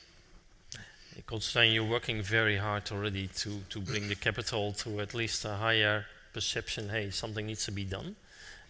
Could you share some of your actions for the next 12 months? And maybe add to that what we can do collectively, but start with what you're doing? Yeah, well, when we started with TechLeap, we basically said, well, we're going to close this capital gap. And of course, 2 years ago, it looked like we were on a real good trajectory. Now it's a bit less. But we knew there was no silver bullet because something just takes time. So we had a whole array of strategies. One was with the government, direct funding, and I think that happened quite a lot. I mean, there's a deep tech fund now, and there's some. It's not enough, but there's considerable money. But we always felt that direct investment by the government is probably not the best way forward, and as fund of fund, can be done. But even public money is always, I would say, second best. Yep. The other strategy was matchmaking, and well, Evelien is there. Trying to get more foreign funds acknowledging the Netherlands as an interesting ecosystem, creating more opportunities for investment. So basically, pulling in more funds, but also working with the National Investment Agency to get funds to establish themselves here. And again, Evelien helped to get the NATO fund here. It was a 1 billion fund to establish here. So those are the kind of things we would try to do. Then obviously the big elephant in the room is the pension funds. And we've been looking at this for years now and talking and had different strategies. One was to actually have an agreement with where they were involved, and also the Dutch state with Silicon Valley Bank, bringing more venture debt into the country. Silicon Valley Bank didn't really help, but they're still around in the UK, and we will be talking about this, but it will take some more time. But the pension funds, we looked at that at different angles. Of course, they need to feel comfortable investing in the VC space. So we did a lot of also research and to prove that VC was at least as profitable, if you look at least at the top tier VC, as private equity, where they do invest in. But there are just some barriers, and I think you were lucky as well that some of the pensioners wanted to invest in tech. Exactly. Yeah. So the movement we're seeing now is that they are not so keen to invest in VC as an investment class, but they, from their social responsibility, investing in future energy transition, etc., they're looking at ways to make pension money at least contribute to those transitions. They're doing good in the world, but also in the Netherlands. And then venture capital directly, investing into deep tech and climate and those kind of things could be an interesting option. But you have to kind of then reduce the perceived friction or risk that, and that's mostly reputational risk. It's also, of course, investment risk, but time to market. But those things actually there, the ministry potentially could do something, and the current Minister of Economic Affairs is very eager to find some kind of a solution where we can reduce the double fee problem or some of the problems that the big pension funds have to invest in this space. Exactly. I think we're going to share the reports that you have made so far with them as well. It's going to help to make them aware what is possible and what are the typical returns. And they're actually, we hate to say it, that the SFDR regulations, that you have now the possibility to apply for the so-called Article 9 company, being a deep green company, is helpful there because it gives you a label for pension funds to invest. I want to open the floor for questions and start with Carmen, I know. But before that, is there something we can do? Can you give maybe 1 or 2 sentences what the audience, people here, can do to make this better? To at least make sure that we are going to solve the big societal challenges in deep tech. Let me start with you. In the meantime, we give Carmen. I would say two things, right? Speak up. right? Share your thoughts, your minds, your opinions with the community. That's the first thing. And then I would say dare, right? Dare starting a company. Don't be too conservative. If you have an idea, give it a shot. Worst case, you fail, and that's fine. I think our ecosystem has also matured when it comes to appreciating failures. So dare, be ballsy. Right. Oh, that's hard for me then. But I would say when you have a startup, a deep tech startup, always try to think about how you're going to pitch your concept or idea to a corporate, which one it would be, and how you would sell it. It really matters for us, because when we try to connect startups with corporates, most of the time they don't speak the same language. They bring a technology, they don't bring a solution to a problem to the corporate. So I would really encourage you to really think about what your end users are, and how do you pitch your innovation to them. That's actually quite crucial, in my opinion. We are still lacking that in a lot of circumstances, I would say. Also thanks. Yeah, who's actually a startup here, a startup founder? And who is corporate?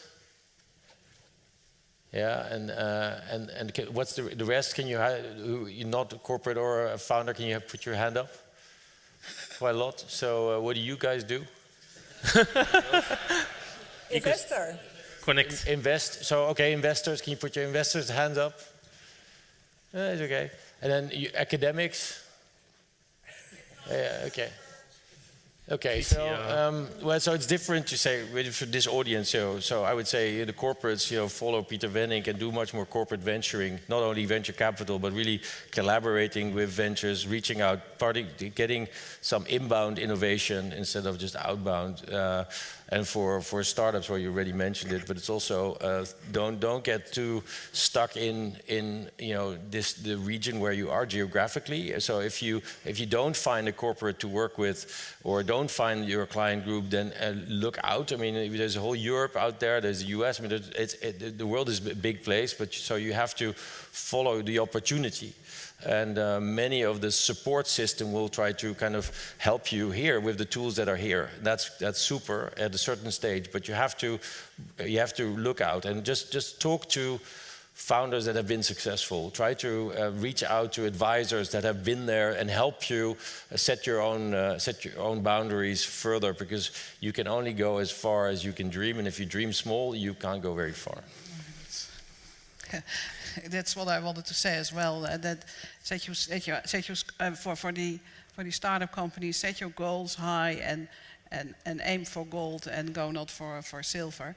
And the second thing is I would like to say is look for help. There are so many things already solved by others.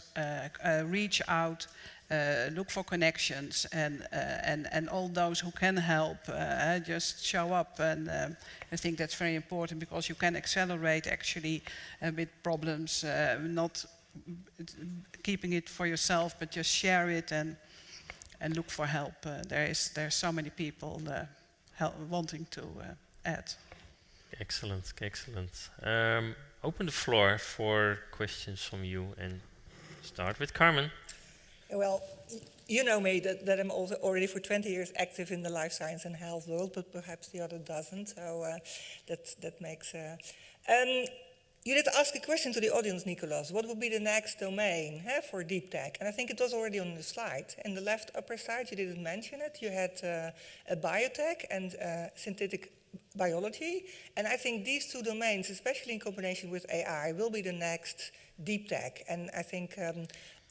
Jean-François mentioned that the investment in deep tech is bigger than biotech.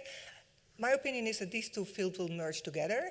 I agree the climate change is the biggest one, but I expect the health one to be at least as big in the future and also related to. So also climate change will increase our health problems. So I think that the deep tech and the biotech will merge together into these two domains. So that's my answer on your question. Agree. You know, this was a view, right? Obviously. We highlighted, you know, these topics given, you know, the size of VC dollar invested in these sectors. You know, synthetic biology is obviously a very strong one. We've done a few investments in the space already. You know, AI drug discovery and others. We're not touching, let's say, food tech or you know, synthetic food. That's not our sector of expertise. What we find in a way that for many of these sectors today in Europe, and maybe I'll be hard on my fellow VCs or fellow investors, we kind of miss technical knowledge on the VC side to make the right investment decisions, and that's a bit of a challenge, right? But clearly, you know, synthetic biology, climate tech, etc., all of these topics are, you know, super relevant. Clearly require hard technology. You won't, you know, solve energy production with software. You won't solve food, the production of food at scale with software. It's part of it, but not only, right? So it requires hard technology, and therefore, yeah, sophisticated investors.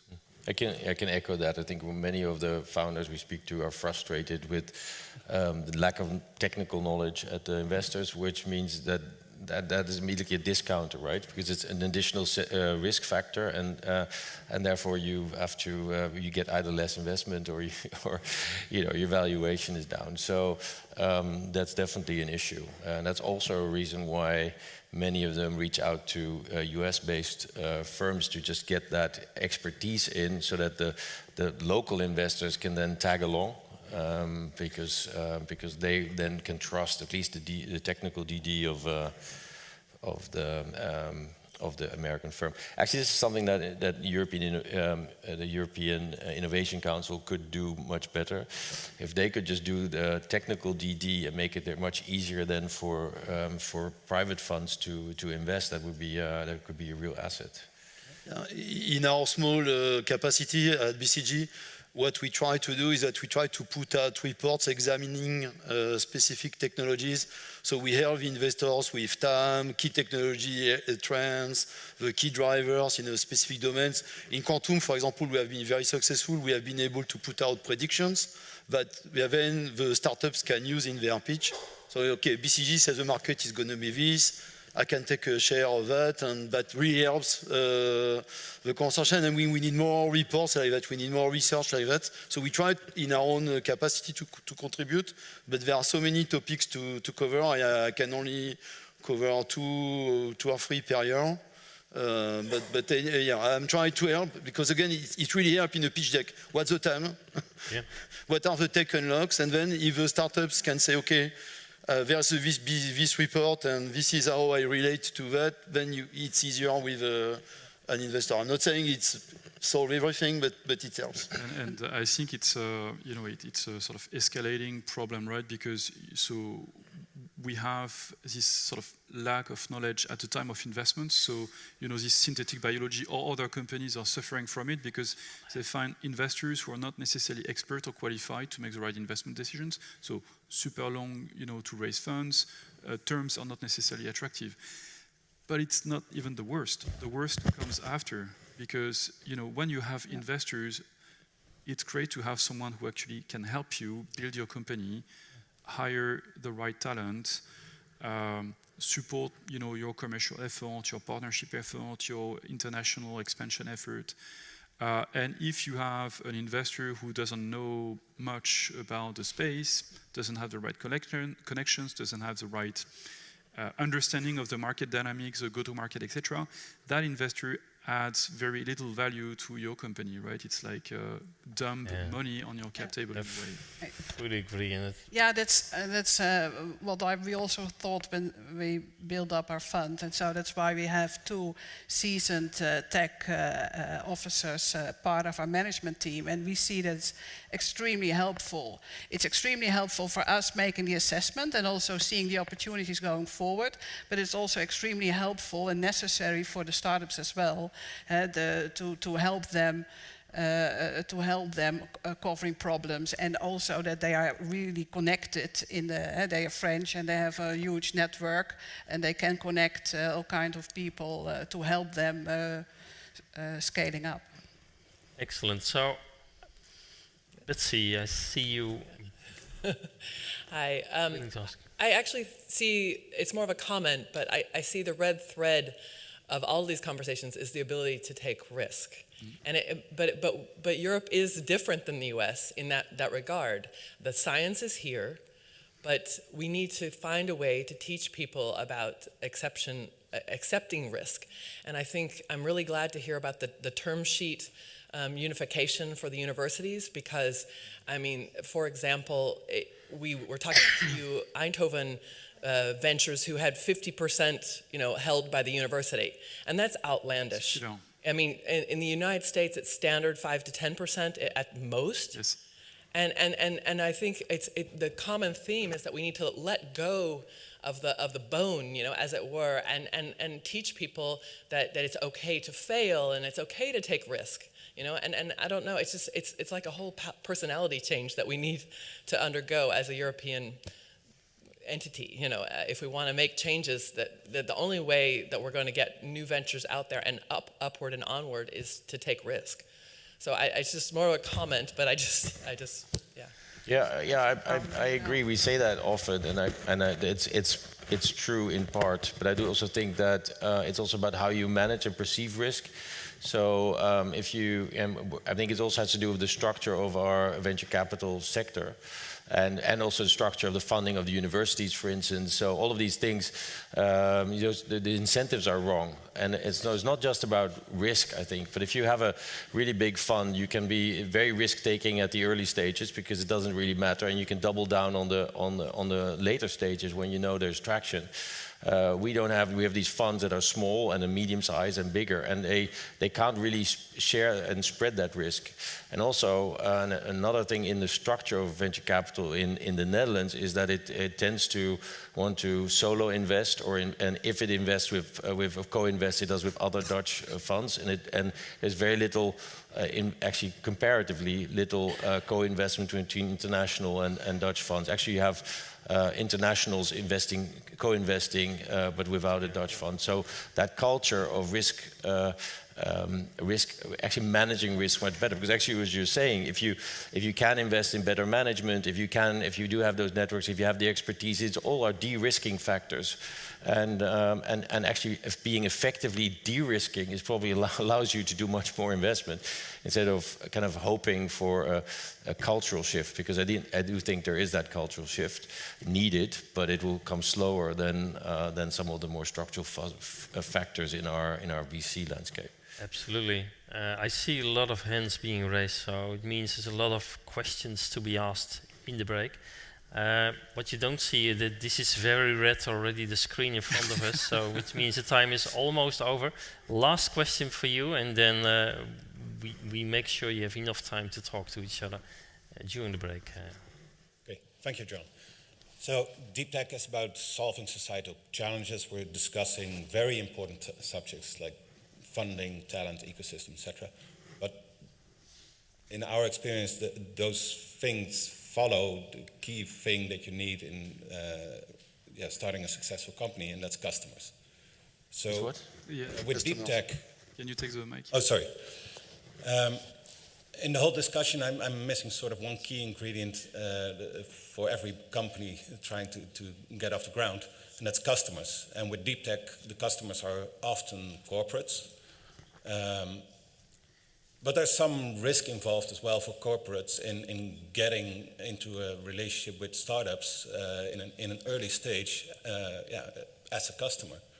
So is there anything that can be done to sort of stimulate or help corporates take a bit more risk on that front in becoming launching customers or early adopters? I think that co-creation is quite important there. Can be a way to deal with this. Work together with these corporates to build things that gives them it gives the startup the opportunity to accelerate, and it gives the company the opportunity to be more in control and to de-risk.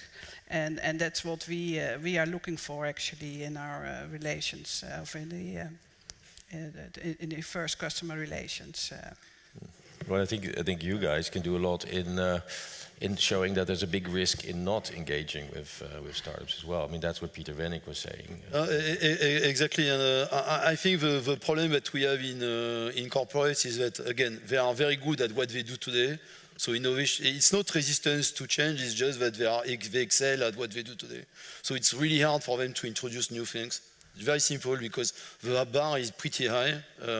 That's one thing. The second thing is they need to change. They need to have a Copernican, moment, right? Right now, the way they work with startups is that they send out specifications. And for example, I work in the cosmetics area. And so they send out specifications to startups. So I want a product that is able to do 200 colors, that has this level of contrast, that do this and that and that. And guess what? Those are the specifications of the current products, right? That they do with petrochemicals. So of course you cannot match with a new technology. So you need to revisit what the product and what the specifications are. And so what we say to corporates is that you need to have a complete different approach, where you are very open. So typically they keep their data like this. They don't talk about their products, their sales, and so on. They tend to send again RFPs to startups. We say to them, you should be open about what you do, what you intend to do, what are your numbers, what are your products, and then you should collaborate with startups, and not only with one. Actually, what we have seen that is powerful is to combine different innovations together to make a new product. If you just take one, it's not enough, especially if I take the cosmetic example. You need innovation in the formulation, but also in the packaging, in the supply chain. And so you need to combine not just one technology, but actually multiple technologies if you want at least to have a chance to compete with the petrochemical products that are available today. And so the way we typically work with corporates is doing that. So we use agile inspired methodology where we do workshops with different startups together, and the corporate really explain what his problem actually is, and we very collaboratively come with concepts. And then the way also to de-risk for corporates is to start a separate business product line, to avoid the thing like, to replace existing products or existing things. It's too difficult to do. So what we have found that works well is to start a new brand, a new product that starts small and then scales up, rather than try to go after modifying the core product of the corporate, because there are so many people involved, there are so many actors involved, so many suppliers, it's almost impossible. So it's better to start something new, see if it works. Typically, it has to be a premium product because this new innovation, they tend to be more expensive at first. So you need to think about how can I sell it to a premium audience. Tesla did it wonderfully, by the way. Huh? Remember, the Roadster was $250 million, sorry. It was $250,000. And then after the Roadster, they did the Model S, Model X, and Model 3. But they started with a very expensive product. But that was cool. And that's what we try to tell to corporates. So you should have a new product, cool, start with that, develop it with new tech, and then as it grows, then you can shift your portfolio toward that product. But if you try to go after the main product, usually it's a failure. and I can explain why. But so I think it's so much more to discuss. Yeah. We all have a role to play: corporates, investors, startups, ecosystem players, technology providers, and of course the members of the panel. So I would like to have a big applause for Tesca, Constantijn, Jean-François.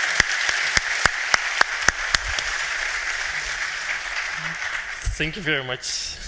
Thank you very much. Thank you very much, Jean-François. So we have now, before the break, we have a few startups that are willing to talk about what they are doing. And to me, this is probably more exciting even than the whole morning, which already was quite intriguing and stimulating. So we put some startups now on stage, and we're going to start with InCooling. We have Elena from InCooling. And why InCooling? Why Elena? Because she is an example of the connection between ecosystems. She worked intensely with Victoria at Extreme Tech Challenge, also with HTXL. She's an example of connecting to many places in the world. And I think this is also the lesson of today. Let's try to connect as many ecosystems. So big applause for Elena. And then we go to other startups. Welcome everyone to Deep Tech Connect Startup Showcase. We're excited to introduce you to a few of our STAR alumni as well as deep tech ventures currently in our program. These teams are taking advanced technologies developed at world-renowned research centers and building companies that solve grand societal challenges, such as climate change, healthcare for an aging population, sustainable food chains, and safety. And now, InCooling is developing next-generation two-phase cooled servers to achieve the fastest and greenest computer in the world. We welcome to the stage Founder and Chief Commercial Officer of InCooling, Helena Samodurova.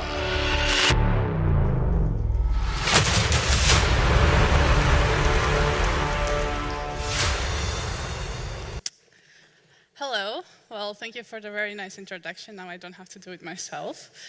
I have been on the stage many times, and every time it still gets me a little bit because it's exciting, and every time it's something else.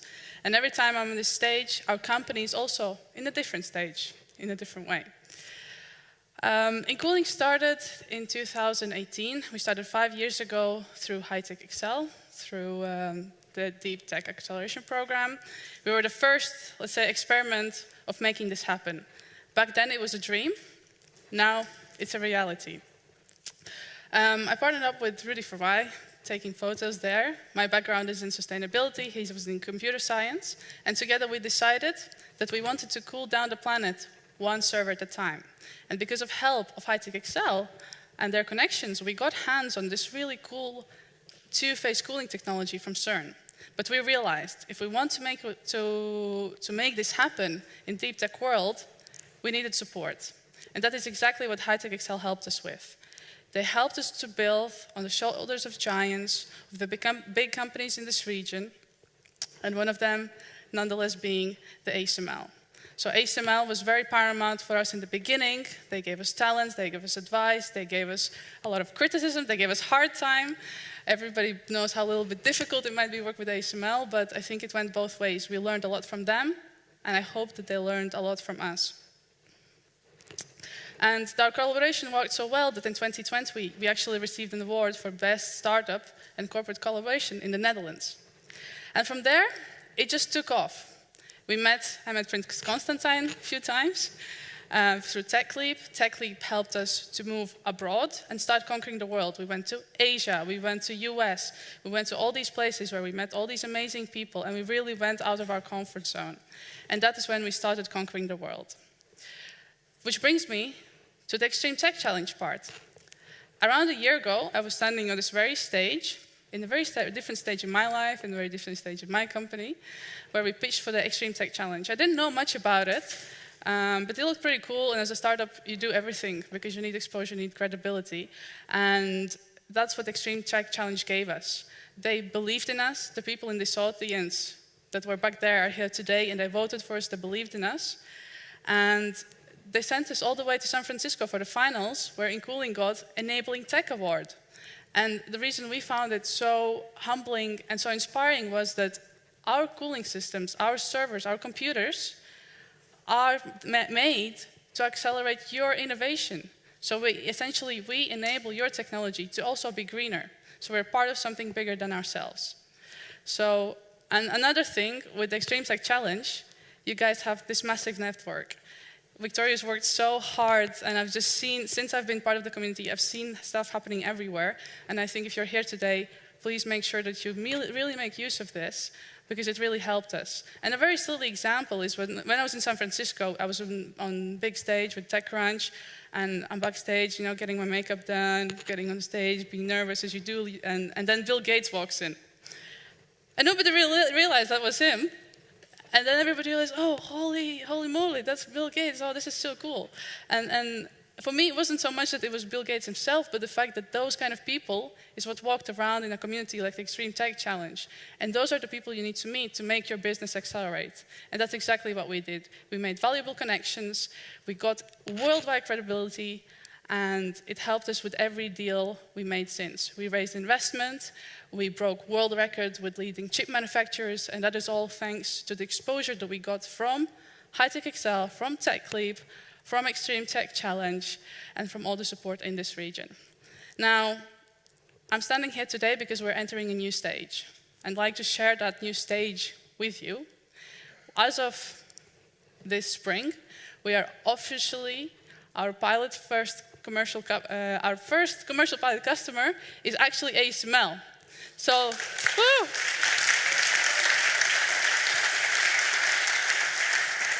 And you heard Peter speak this morning. It's the most valued tech company in Europe, if not in the world. And we just started 5 years ago with 2 people and a cat or a dog. And now we're working with this most valued tech company, and we're working together to increase their data centers and work together for a greener IT future. So they did put money where their mouth was, and we're really excited to work together. And for me, what was really nice was to actually speak with Peter Wenning this morning himself and hear him say, jouw koelsysteem is echt cool. Your cooling system is really cool. It really showed me that they also believe in us. So that is where I think our stage ends, our circle of life ends here. We're starting to scale up. But there are new startups that are coming on this stage. They're starting the journey again. They're looking for that support. They're looking for that success. And I know that the dream of John, of everybody here that was this morning in speaking, was to make this a dream deep tech capital of the world. And it's not a dream anymore, it's a reality, because we have done it, it's being done, and it will be done. And we are a good example, I hope, of that. So without further ado, I just want to thank you for your attention. I want to wish you enjoy this conference. And one more thing from my side. No matter what you do, whether you fail, you didn't get the connection that you wanted, or you got the connection that you wanted, anything that happens from now on, make sure that you have fun. Because in my opinion, the way I see it, if you try to do it with as much fun possible, there's no way you will fail. You will always succeed. So enjoy and have fun. Thank you.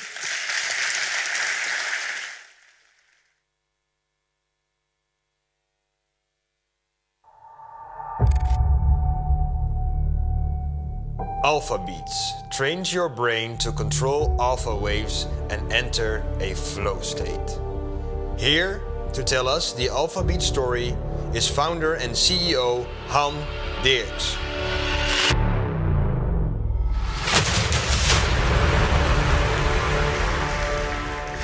Yeah, welcome everybody. I'm going to, do I have some kind of button or not?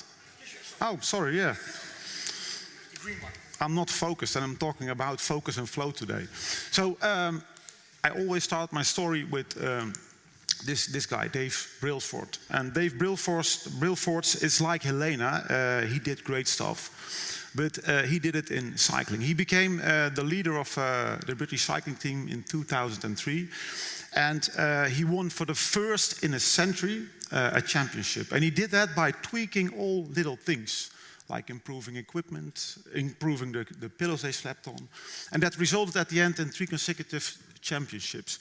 But that was 2003. Today, 20 years later, the untapped potential of our athletes lies no longer in pillows and better equipment. It lies in neuroscience. Because when athletes master their mind, they master their performance. And they call it being in a flow state, or being able to mentally recover after a huge sport effort. And we also know that 35% of all athletes have great difficulties getting into the flow state. And today, we know a lot more about what's really happening in the brain, what's characteristic for the flow state. And we know it's a state in between your conscious mind and your your conscious thinking and your subconscious mind. And we call that the alpha brainwave, the flow state. And we also know that the ability to control that alpha brainwaves results in the ability to get into the flow state or to recover faster. And we also know that for top mental performance, it is really crucial to be able to unwind your mind and to be laser focused. And that's exactly what we do.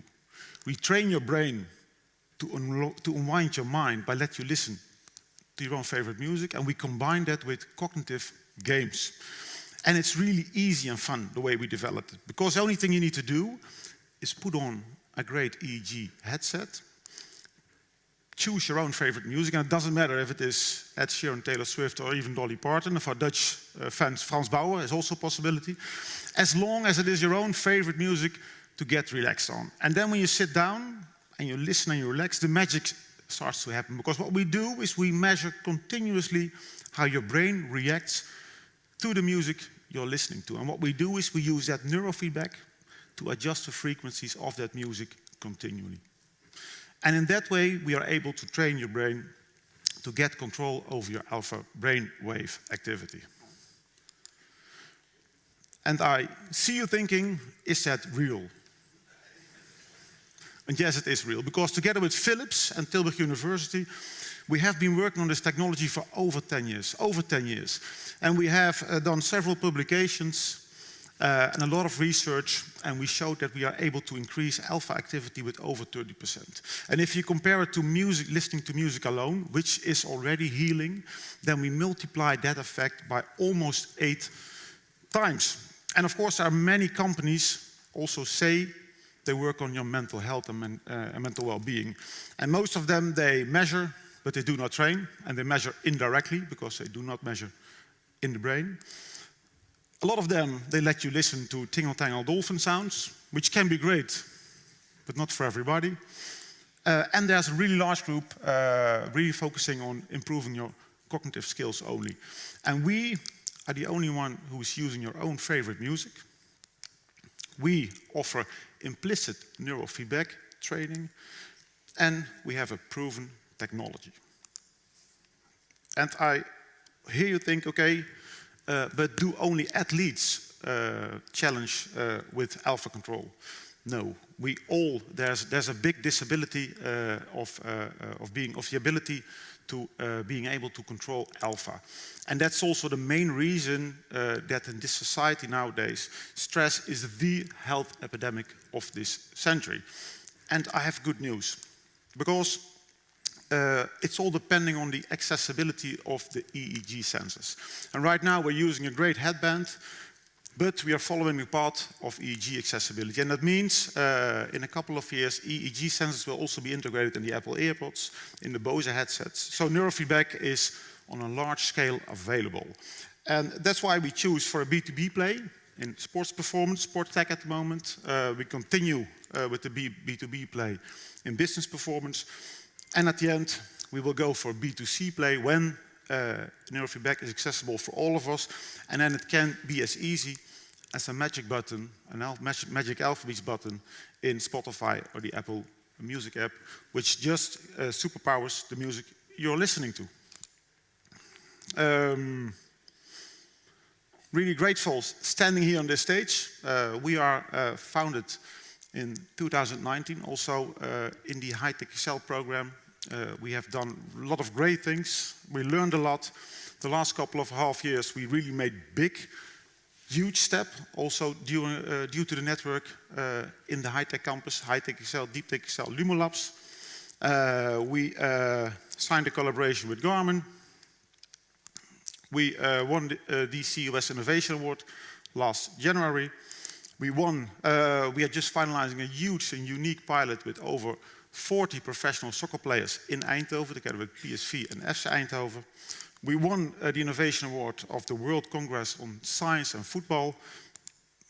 And we are debuting in October in the US with several US sport clubs. Because when athletes master their mind, they master their performance. And they set a new standard of what's possible for all of us. Thank you.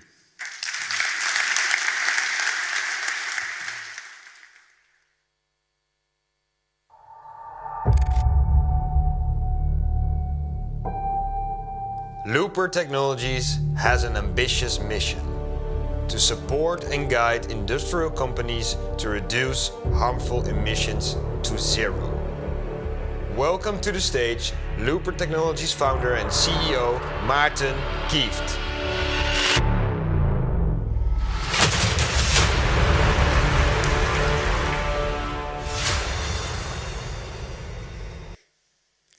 In 2016, I went to Nepal.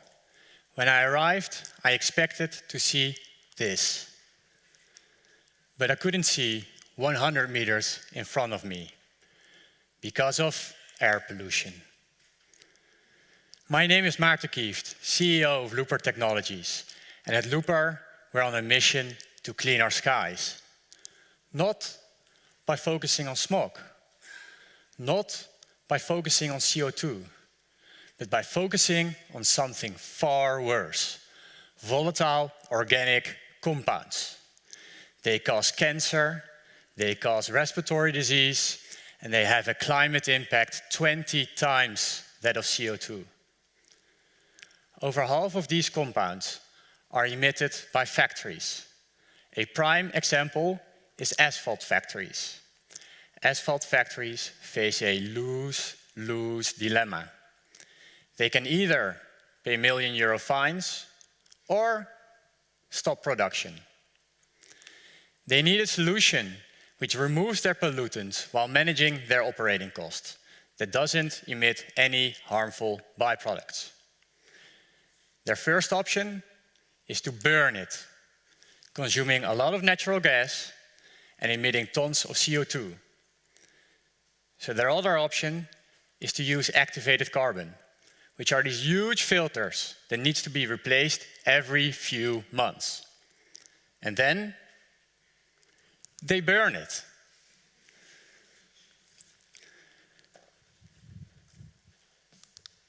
To solve their problems, we've developed the AirGuard, our revolutionary industrial air cleaning system, which is inspired by nature. We take the natural self-cleaning mechanisms of Earth's atmosphere and accelerate them from 3 months in the outside air to just 2 seconds in our systems. And just like in the outside air, the entire process is in the gas phase, which means we've got some groundbreaking benefits. We slash OPEX by 80% without emitting any harmful byproducts. We are not the only company that does industrial air cleaning, but we are the only company that unburdens their customers by providing 99% removal at a fraction of the operating expenses. We take our system and target a huge 45 billion market, which is growing at a staggering 25%. In Europe alone, there are 4,000 asphalt factories, and by 2028, we will have sold to 200 of them. We validated the technology in the field at scale at several industrial companies. We validated the market. We're in contact with 80% of Dutch asphalt market and are negotiating with 6 customers. So in Q3 of this year, we will sell our first system. We'll build our mobile demonstration model in order to showcase our technology at the customer's premise and accelerate sales. So in 24, we'll sell 3 more systems and generate 5 million in revenues. But we won't stop there. In 25, we'll expand into Europe. In 26, we'll expand into the broader industrial market. And by 28, we will generate 175 million in yearly revenues. We are doing this with a strong team that's backed by outstanding advisors. So investors, we're raising 1.5 million to launch our AirGuard and achieve our key milestones. First, of building our mobile demonstration model in 23. Second, of growing our team and hiring in key areas. And third, of generating 4 sales in 23 and 24. And actually, this morning, I've heard that we're advancing with our lead investor to further DD. And I ask you, investors, to join us. First, in cleaning asphalt factories, then in cleaning foundries, and finally in cleaning the broader industrial market. We are Looper. We are cleaning our skies from poison, so all of us can breathe fresh air.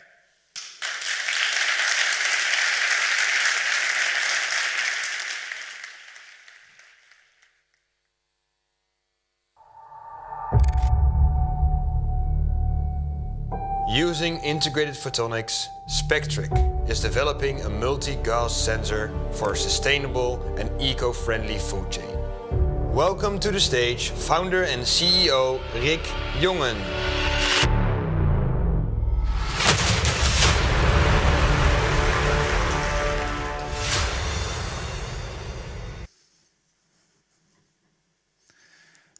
Plant species have vanished, and animal species are disappearing.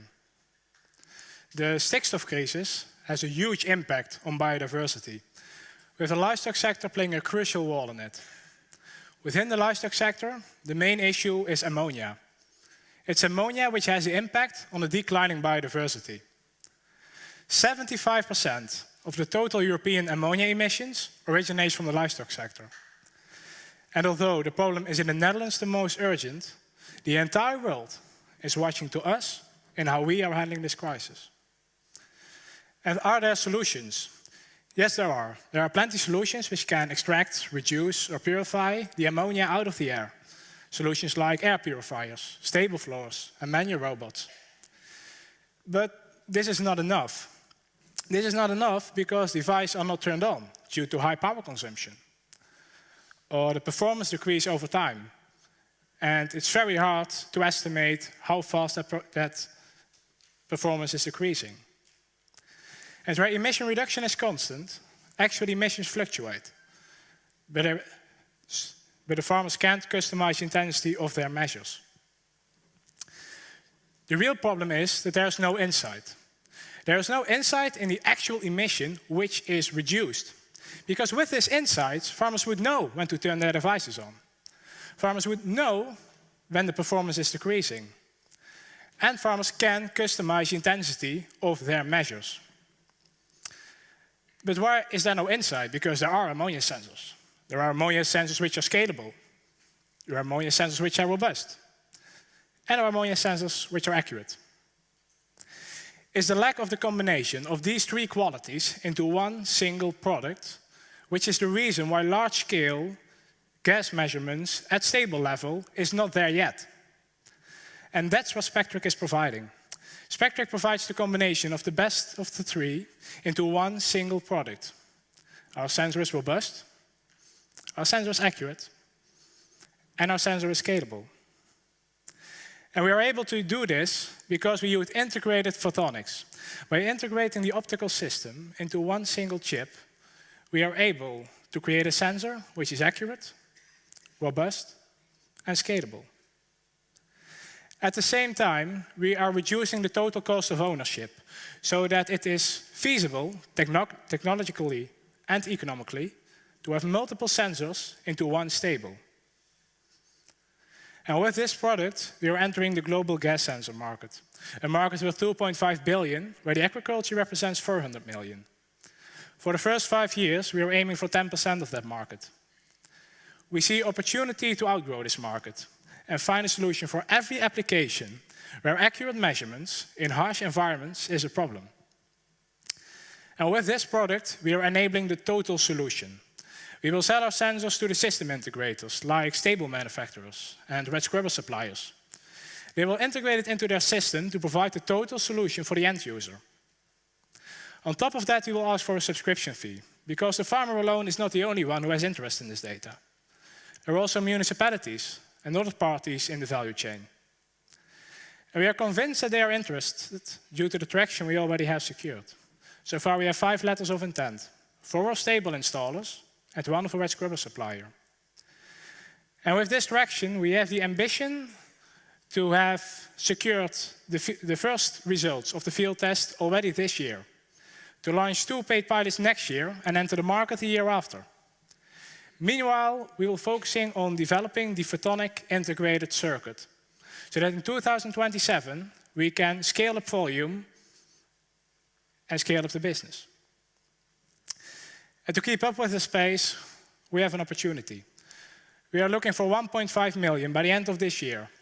With this investment, we are able to have the first prototype of our photonic chip, have the software framework ready, and launch our product in 2025. We are Spectric, and we are enabling the emission reduction solutions for a sustainable and ecologically friendly food chain.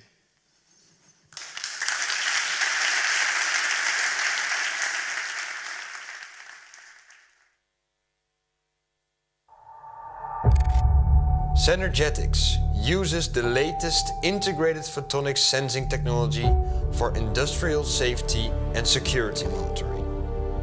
Here to tell us about Synergetics is founder and CEO Frank Jacobs.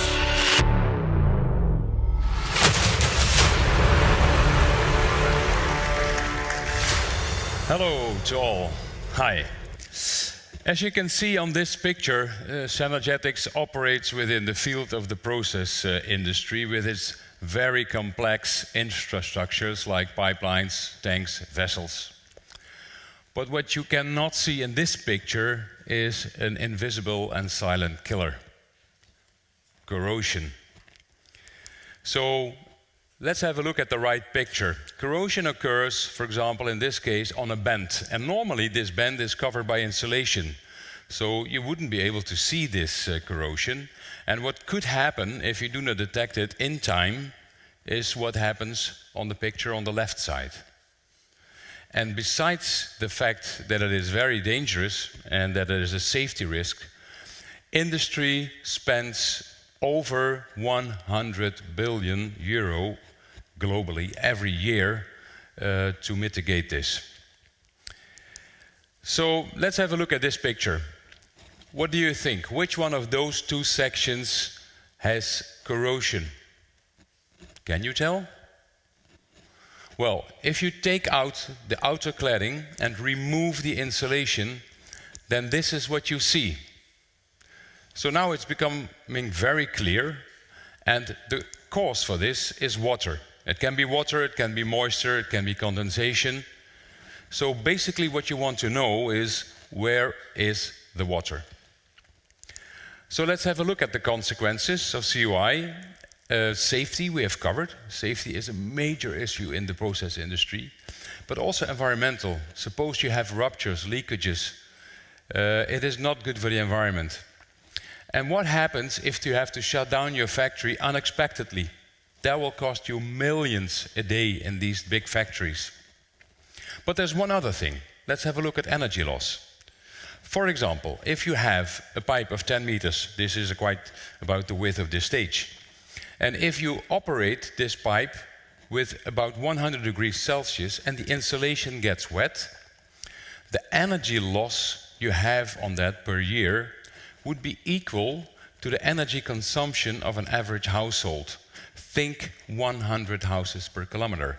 Think 500 to 1,000 kilometers per plant. Think 1,000 plants worldwide. It's a lot. So that is why the industry spends billions, more than 10 billion actually, to try to battle this problem. And they do this with maintenance programs, they do this with inspections, and in all kinds of ways they can think of. But inspections are typically taking with a high advanced technology like ultrasonic, X-ray, tomographic, pulsed air current. There's a lot of these kind of techniques. You take one image on one spot, on one moment, and that gives you quite limited information. The hit rate of that is mostly not more than 10%. So that is where Synergetics comes into the game. We want to do it differently. What we will do is to give it continuous monitoring with our integrated photonic sensing technology. So basically what we use is an optic fiber, and in this optic fiber we make sensors, microscopic sensors, and we make many of them, hundreds, thousands, in the same optic fiber. And with this we can collect data, and we will do this continuously, and these data will tell us much more than this one inspection that we do on this snapshot. So I have to say also on this picture that we are testing this now in a big facility at a German multinational company. So they have recognized that this could really be a cool thing. Because the advantages of this and this continuous monitoring is that it predicts much better than the snapshot. You have constant eyes on the system. It predicts up to 10 times better. And another thing is that, as you also can see in the picture, it is non-destructive. So you don't need to take anything apart. You don't need to remove insulation. You just put it outside. You put the sensor on the outside of the cladding, and therefore it is also very easy to install. And the third thing, which is very important for the industry, is that it is ATEX proof. ATEX stands for atmospheric explosion. We have to come with a system which is safe when it comes to igniting something. And since we are only working with light, there is no danger whatsoever in using our system. And on top of that, the nice thing is, if we would apply this, if someone would invest in this, we believe that the payback of this investment will be around 1 year. So also economically, it is a very attractive solution. And that brings me to the business model. The nice thing of having continuous monitoring is also that you have a continuous business model. That's very nice.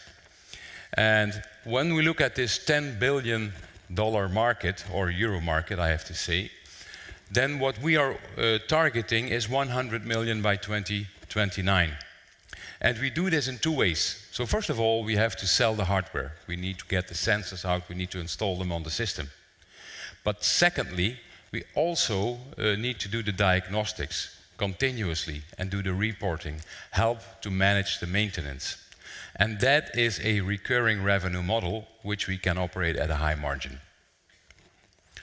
So, when we go out to the market, we follow different routes. So in the end of the day, we have to install our product at the asset owner. And also here we are doing the first test with a very large player currently performing the test, and we are very excited to see how that comes out. But we are very confident. But also there's another route. We can also go to service and maintenance companies or installation companies that do the installation. So we can create kind of a push and come to the asset owner like that. Or we could also look to EPC, engineering, procurement, contracting companies, which could actually design these kind of systems into the equipment.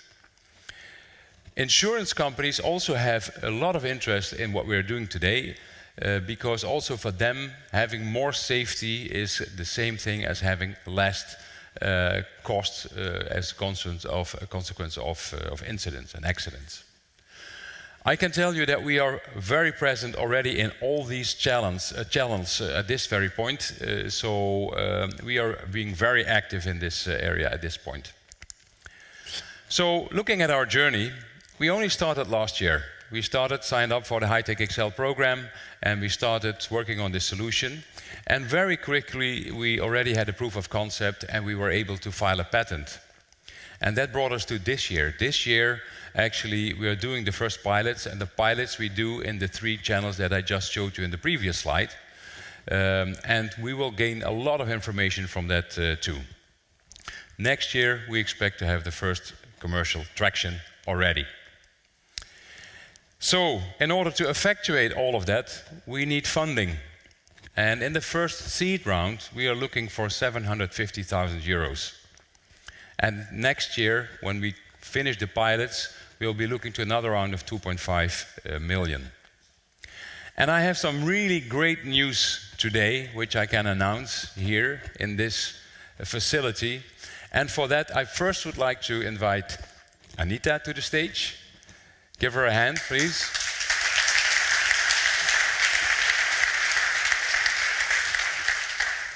Anita is the co-founder in Synergetics. She is a professor in microelectronics. She's our CTO. She's incredibly smart and has a great sense of humor. So great to work with. But I'm also honored to invite to the stage Guus Freriks, who is the managing partner of Deep Tech XL. And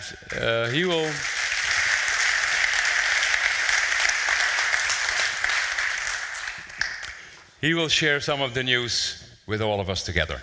Yeah, this is very special for me. I'm very slow. It took me 10 years to get to this point on what I'm about to do right now. First of all, super proud of all the startups presented. A decade ago, I was on the stage here saying, Eindhoven, let's turn that into the high-tech capital of the world. And a lot of folks were laughing, and yeah, look at us, here we are today. I've got closing docs. We can sign. Yeah! Cool. And this was a personal dream for me. I've been, as a tech entrepreneur, so much frustrated with dealing with VCs on deep tech who are absolutely clueless about technology, and then ask all kind of dumb questions and ask you to come back when you have a product in the market. So I'm super proud that we can sign off. We are signing off not only on the 750K, the 2.5 million is reserved. The only thing you need to do is hit your milestones. We want to be there for entrepreneurs who want to concentrate on product development, market development, organization development. We will take away the headache on finance. And super cool. Here we go. Let's sign. Super cool. Thanks. Anita. Oh, I will put that there. Yeah, okay, we only need permission from the Dutch government. There's Red Vivo, so I guess we now should the disclaimer comes. Last page. Last page. Okay, good. Here you go. Ladies first. Of course. Thank you.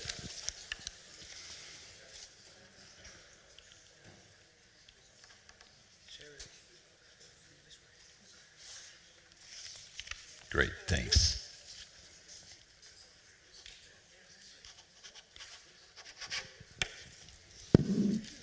Oh, yeah, sure.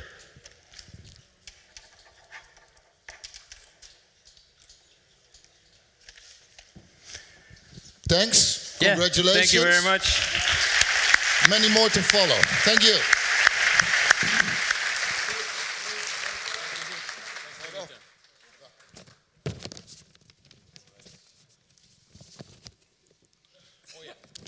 Can't photo the content. Deal teams not disclosed.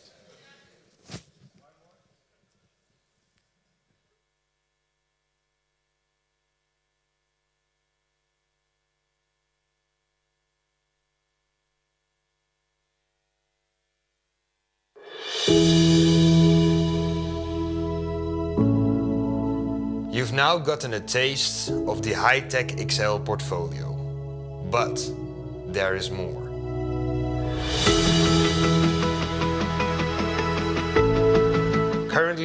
we are building Vitalware, a company using photonic fibers to measure the key parameters of and thereby preventing decubitus, or pressure ulcer wounds. By integrating their fiber break grating sensors into textiles, Vitalware increases the comfort of bed-bound patients all around the globe. Inner has developed a revolutionary CMOS X-ray detector that is flexible in shape and size.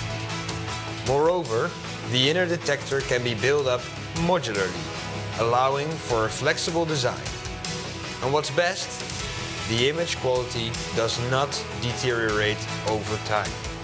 And this allows for the first time for scanning of large objects at high speeds.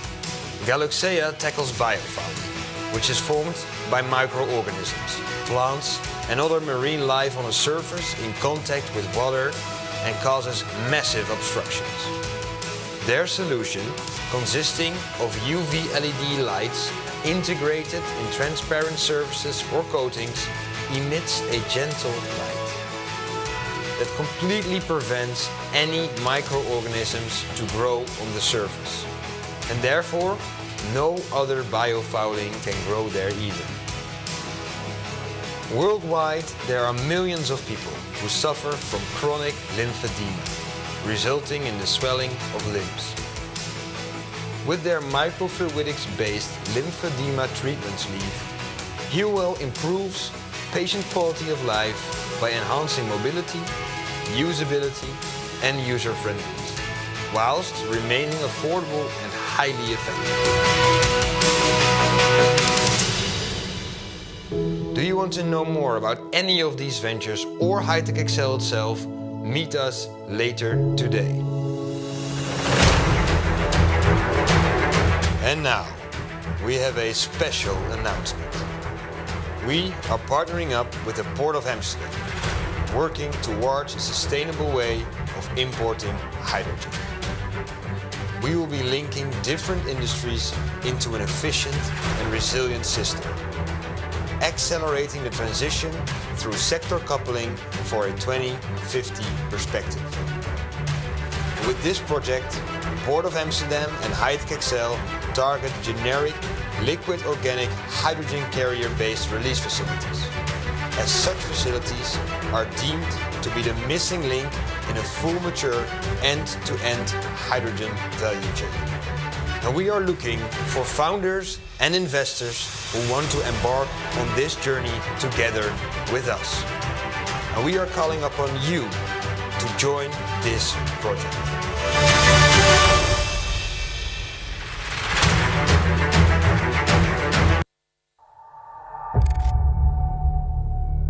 We are global, and we think globally because societal challenges aren't centered in one city or country.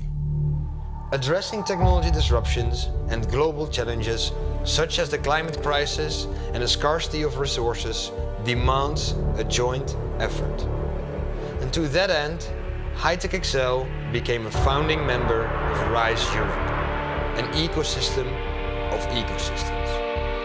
Here to tell us about RISE Europe are John Bell and Marisa Schneider.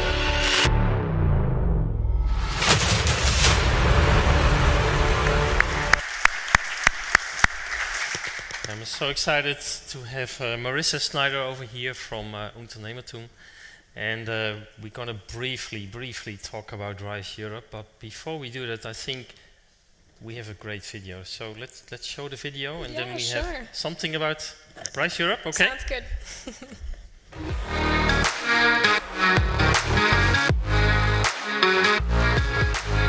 At the Elmau Entrepreneurship Summit, we're having the kickoff for our new community, RISE Europe. We have so many challenges to face, like climate crisis, that we need to solve as Europeans. And we as entrepreneurship centers want to support and enable the next generation of European tech startups.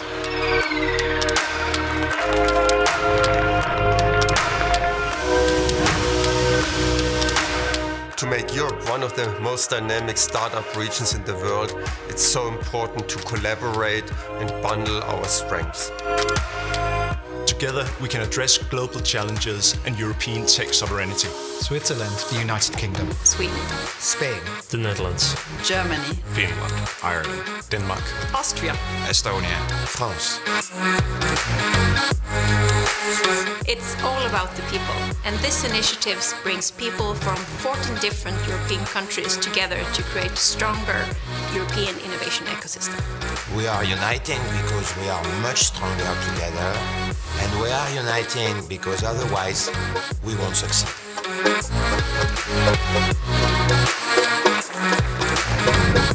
We can proudly say RISE Europe has been created and shaped. RISE Europe is the European network of leading startup ecosystem builders.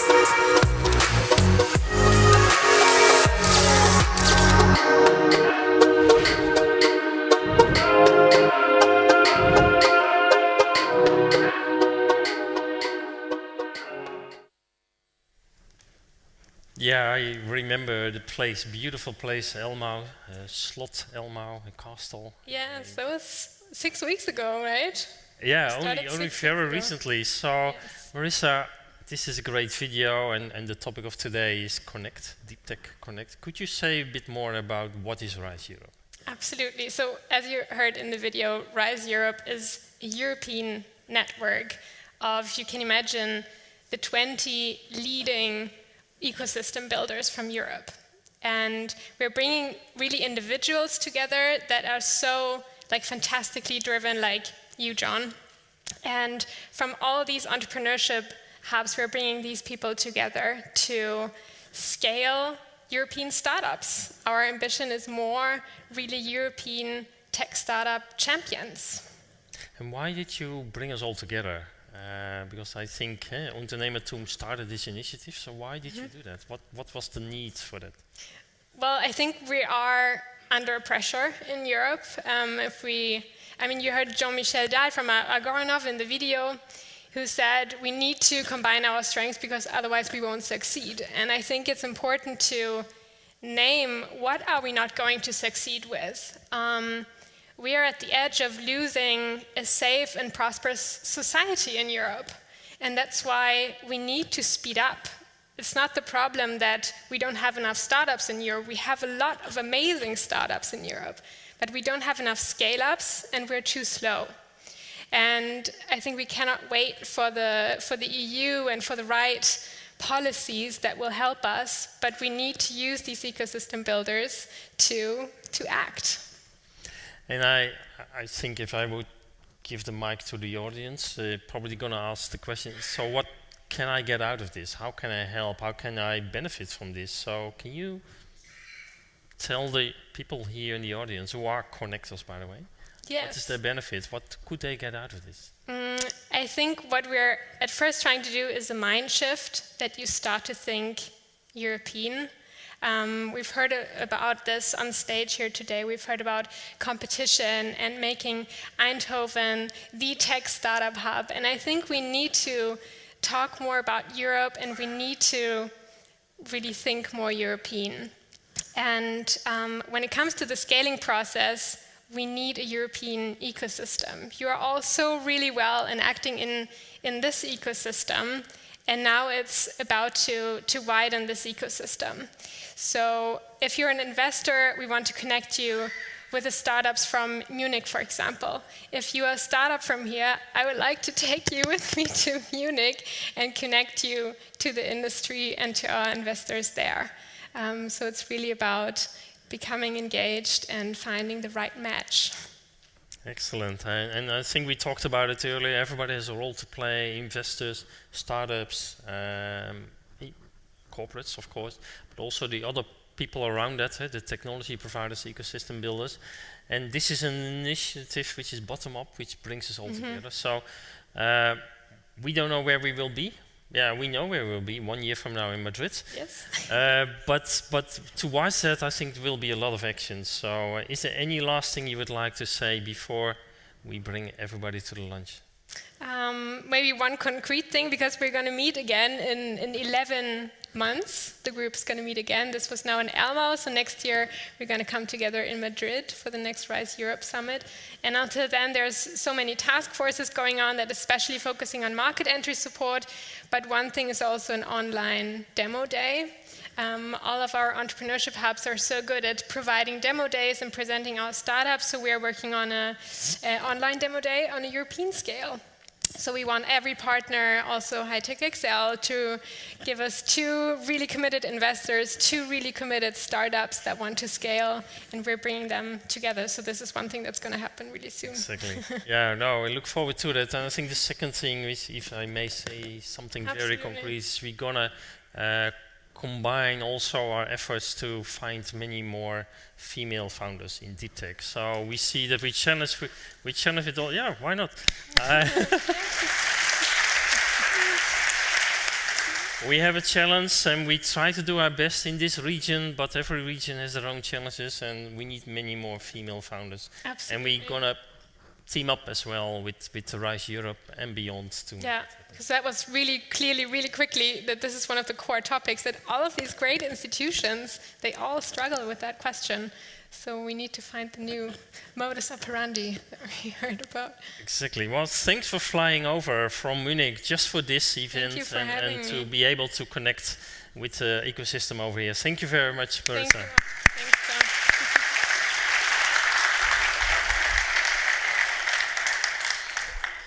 I think I mentioned the word lunch already 5 times this morning, so it's what a great morning of content speakers, but we're standing in the way between you and lunch and networking and talking with each other. So let's get to it. We'll come back at 1:30 for more sessions. At 1:30, we're going to start our breakout sessions where it's going to be 60 minutes of an interactive discussion. So find your room outside. There are 4 sessions. There's AI and data, semi, tech bio, and quantum computing. So happy lunch, and we'll see you back in an hour. Yeah, and before I have 30 seconds, 2 things. So I think the Port of Amsterdam is a great collaboration. So we're very much looking for founders willing to help out, but also corporates who have challenges and do this more with us. And I think I saw Willem Drost sitting here. Big event upcoming, the CES in Las Vegas, early January. Netherlands will go with 70 cool startups, great startups. Some of them are here, but we need many more. So please feel free to reach out, talk to Willem and say, hey, how can we be there? It has been shown as a very, I would say, important element of the trajectory of startups. It typically gives them a boost. So with that, enjoy lunch. Thank you very much so far.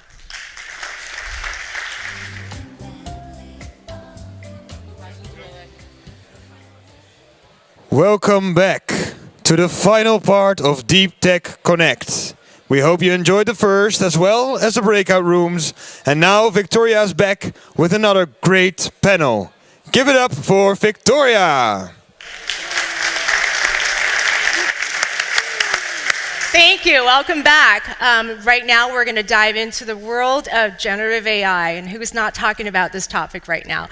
So I'm so pleased to be joined by distinguished panelists.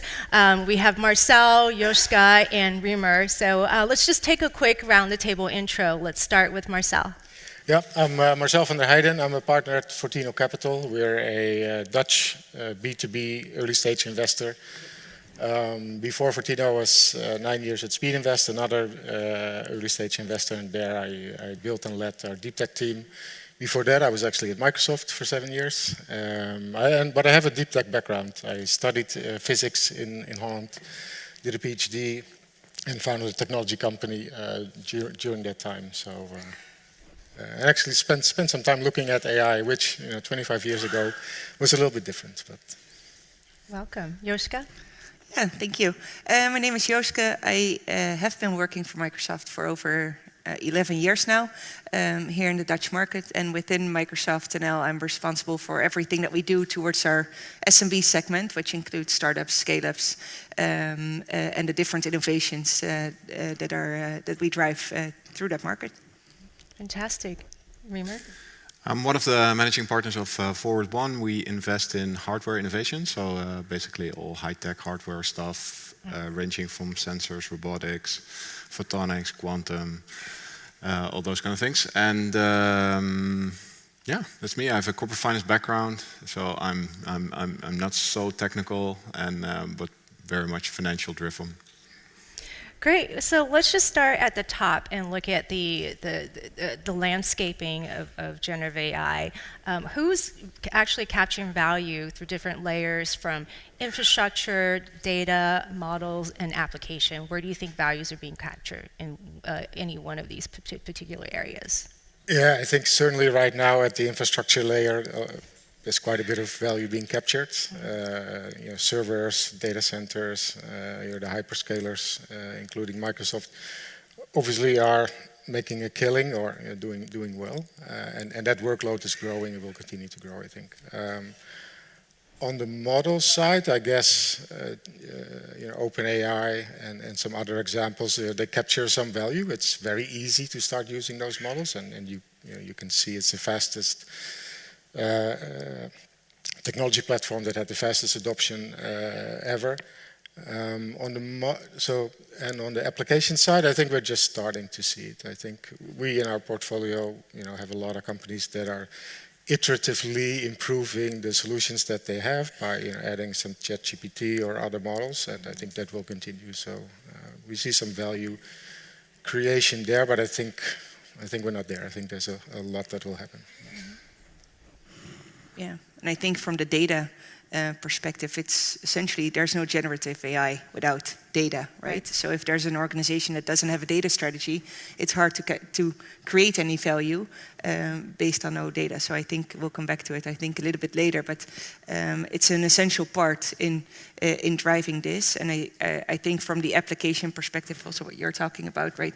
AI is not the end goal, right? It's a means to get somewhere and to create the value. So I think also from organizations who might not have an AI solution or anything from that technology perspective, there's a way to create value in more of the proposition development phase. So looking at medicine development, what AI can do there in order to increase developments and innovations in that sector. It's amazing. And it's Remer. Yeah, I guess we look at it, well, I guess first of all, I think that, personally speaking, I think that if I use ChatGPT then it feels like it's sort of a corporate finance advisor. And I can say that because I used to be a corporate finance advisor. It's sort of with a lot of confidence, it tells you an answer. And it's sort of half of the time it's right. So I do have to say that I don't think it's really there yet. And that also has largely to do with the fact that it's obviously a language model and it's a predictive model. If we look at sort of how we see the space, we're very much focused on the hardware side, so we're not focused on the software side. Yeah, we sort of see difference between training and development, obviously, and with regards to training, there's a lot of things going on, I think. Compute power, energy, I think ready, accessible memory, all those kind of things are super important, I think, to sort of speed up the whole generative AI model and landscape. Yeah, so I want to stay with LLM for a moment, and we see really two different directions, whether it's proprietary versus open source. But regardless of each one, we need a massive computational power to power these engines. So I want to stay with Remer, and on the hardware side, what sort of innovations do you see in the hardware space in terms of enabling those capabilities? Well, I think that obviously everybody is. So let's see what recent investment that Mistral, French company, got. Right, it's about 150 million round on 260, I think, post-money valuation. Maybe did you participate in that? No. No.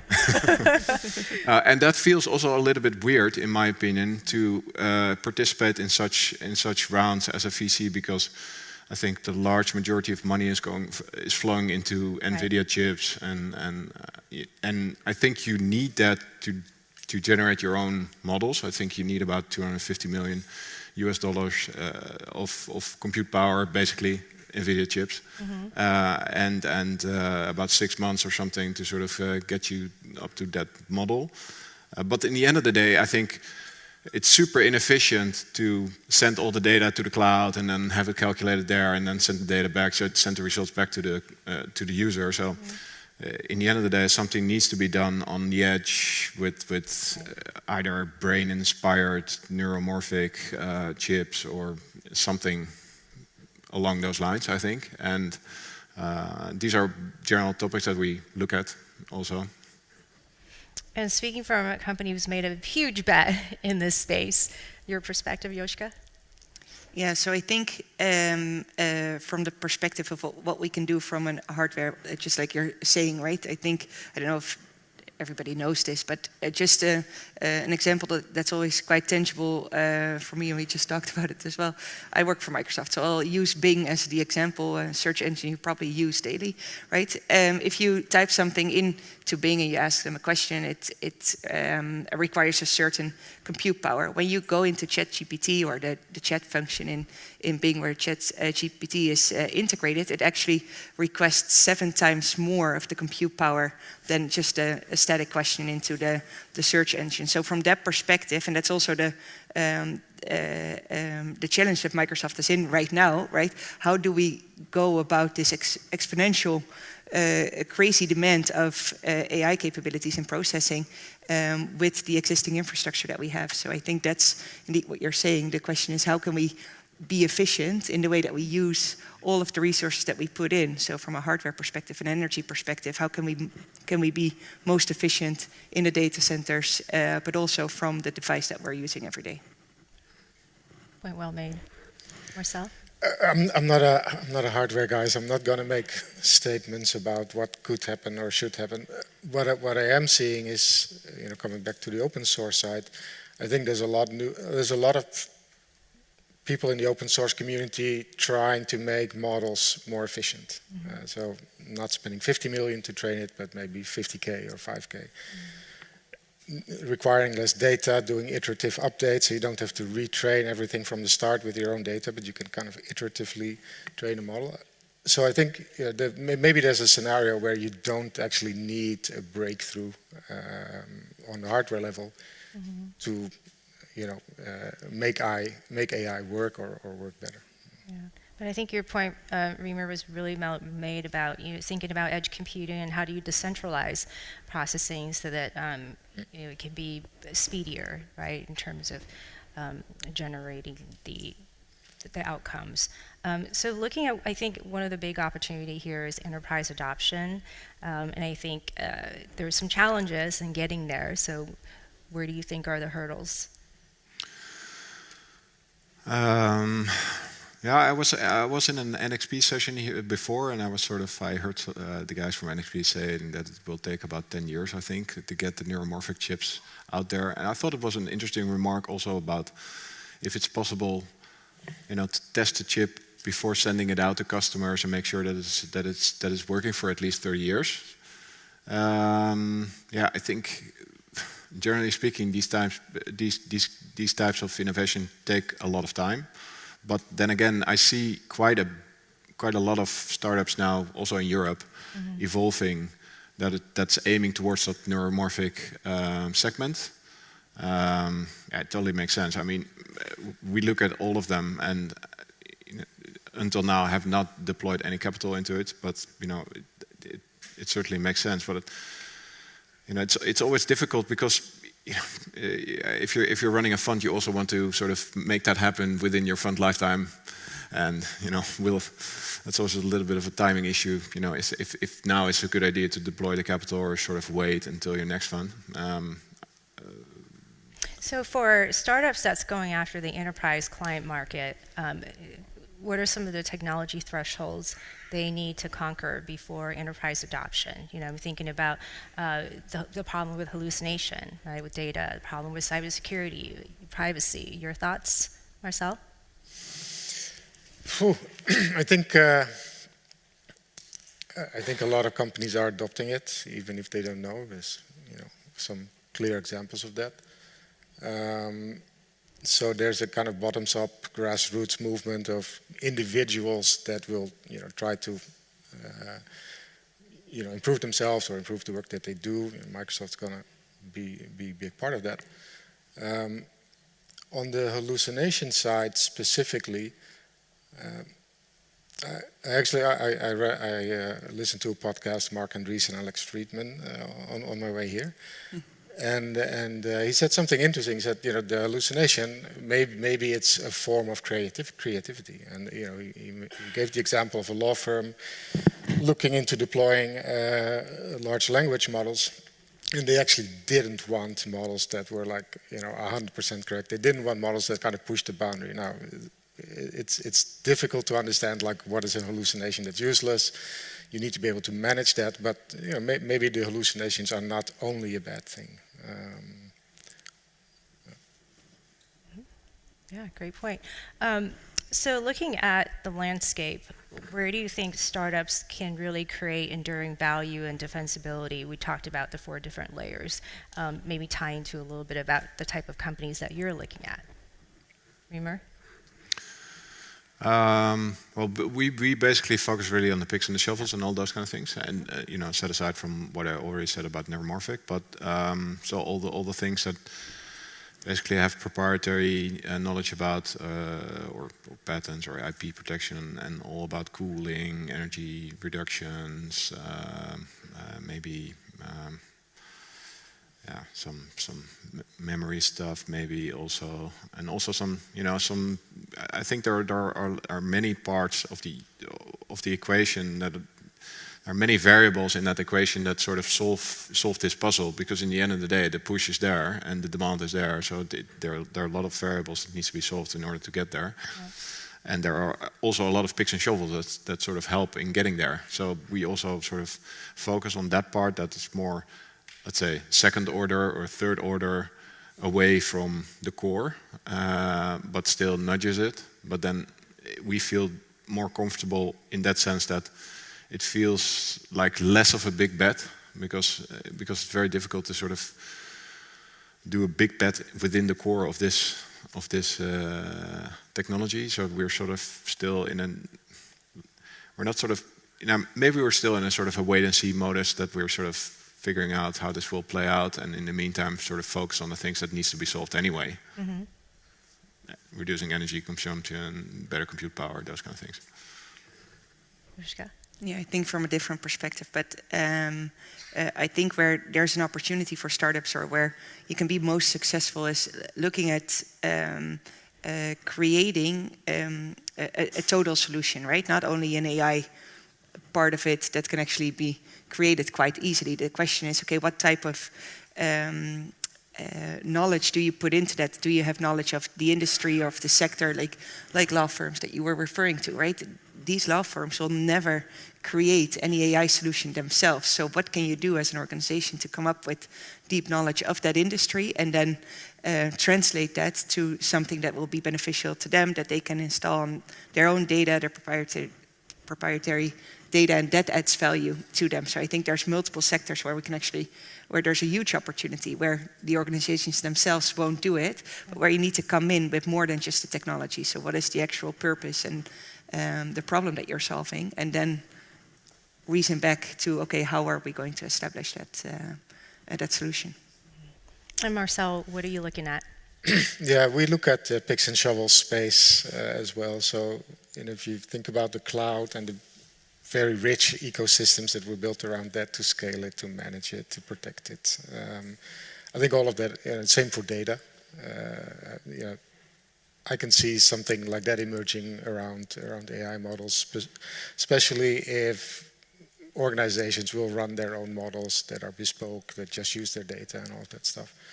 On the application side, I think any startup can make their application 20-30% better just by using AI. But I struggle, like right now I would have no idea like what new breakthrough enterprise application would be possible that isn't possible today. I'm sure there will be some, but I think we just have to wait and see what people come up with. So as investors, this space is moving so fast. The data stack is evolving on a weekly basis. How do you look at early stage companies? How do you invest in a space that's moving so fast, and what sort of filters do you use when you're looking at deals? Joschka? Yeah, so I think zooming out, because if you focus too much on the here and now, it doesn't make sense. So go back to what are you trying to achieve, and that's why AI, it's also quite often used in the same sentence as missions, right? Making the world better, because there's so much more that it can solve. So having too much of a specific focus, I don't think will work. So zoom out, because that's the only, you can't go from a day to day and know or just assume that you will have the latest information for yourself. So zooming out, I think, is the best part. And why am I doing this? And then we'll go to the regulation side. That's also the only way to regulate it, right? So we'll get back to that later. But I think that's the most important view to have. Why are you doing this? Not what are you doing, why? Yeah, I think skating to where the puck is going, and that's the magic, right? Yeah. Remer? Yeah, well, I mean, we did a couple of investments that are sort of within that segment, but I think you could also argue if possibly quantum is within that sector, I guess. At least it will sort of, if they get there, enable new models and faster and possibly cheaper. So we did also a couple of quantum investments, and also companies like Qualings who have a chip that's super low power RF, and these things all help, I think. But I'm specifically for as a theme, generative AI, sort of doing investments, not so much. Yeah. Yeah. And Marcel, what filters do you use when you're looking at this space moving so fast? Yeah, it's a challenge, of course, but there's some things that maybe don't change, right? So if you look at a team, if you have a good team and they have subject matter expertise, they're just a strong team. You can argue they'll figure it out, whatever happens on the technology side. I guess the same goes for maybe the market they're targeting. If they're targeting law firms worldwide, that market will be there, and so what they end up building, might change over time. But that's, you could think of that as a constant. So I'd probably look at those things that you feel are constant, you feel you can rely on, and you have confidence in. And that the company will adapt, basically. Well, let's talk about some of the potential synergies between generative AI and other emerging technologies. So, for instance, quantum that you invest in. What are some of the opportunities there that you see? Quantum, blockchain. Well, with blockchain, I gave it a lot of thought. I'm not an expert, but I couldn't figure it out. Yeah. Maybe somebody in the audience will. But for quantum, obviously, there is something. If you can get it to work, I mean, currently, I think nobody can honestly say there's a quantum computer there that works or solves anything. But if you get there, obviously, that will, given the fact that how the models are trained, that will help tremendously, I think. Seeing statistical patterns and correlations, because that will speed up the process quite significantly, potentially. We don't know, but that will be very interesting, I think. Joschka? Yeah, so I think this is indeed an area where we still have some work to do, right? And figure things out. And I think I keep coming back to the point on where are the with blockchain. I guess it's interesting, right? Some of the startups I work with who have a blockchain solution, it's interesting because they connect different sources to each other, right? If you add AI into that layer, what can it do? But I think it's on a use case type of basis, and that you can create a general statement on it. And Marcel? Yeah, I think maybe it's not so much on a technology level, but maybe it's more on a functional level, like what functions, within quantum or within, I don't know, climate tech, you can really improve with generative AI. And for me, maybe one thing is kind of the design side of things. Like, you can collect and aggregate and consolidate a lot more information, and maybe you can come up with better designs that way. And I think a lot of the machine learning today is very kind of numeric driven. And so I think about it more in terms of, you can do a lot with structured data today, but generative AI opens up the unstructured data world in a big way. And I think that's very exciting. Yeah, that's great. And how does it change your sourcing strategy? Is it the same, or do you have a particular focus in terms of sourcing Gen AI companies? I spend more time at events like this. Great. Joschka? Yeah, so we don't really have that type of sourcing strategy that you guys have. But how do you meet these innovators? How do we meet them? Well, events like this, but also I think that's the luxury of being Microsoft and having invested into OpenAI quite significantly, that it automatically draws people to you, right? Yeah. Makes sense. I think we do not have that specific sort of focus. So, in general, events like this and all sorts of relationships that we have with technical universities or other universities, more the beta faculties and knowledge centers, those kind of things. But it didn't change our sort of selection as much. Great. Well, thank you for this really great conversation. Thank you for sharing your time and expertise. And I'm sure there's going to be some offline conversations spawning from this. So thank you. A round of applause for Marcel, Joschka, and Weimer.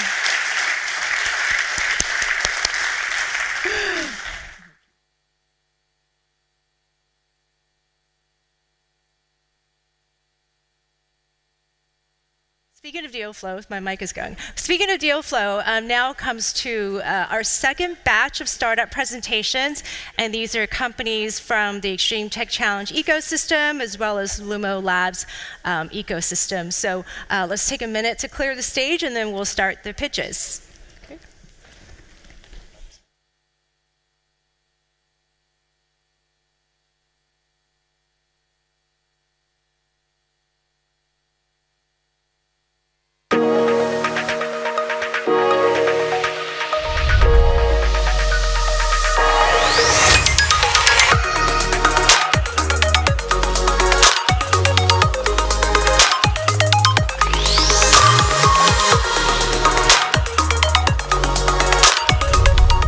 XTXL is a technology provider for the sustainable floating offshore wind industry.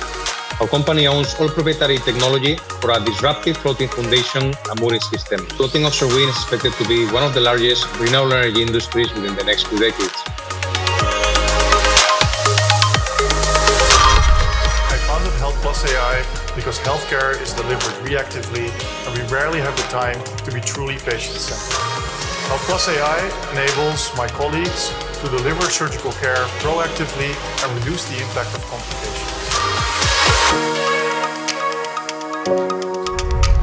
Every year, the number of people that are diagnosed with Alzheimer's is growing and growing, and it will grow tremendously in the next decades.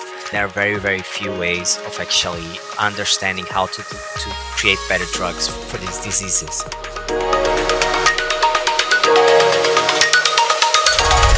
We're an AI and neuroscience startup, and our mission is to improve mental well-being and mental performance.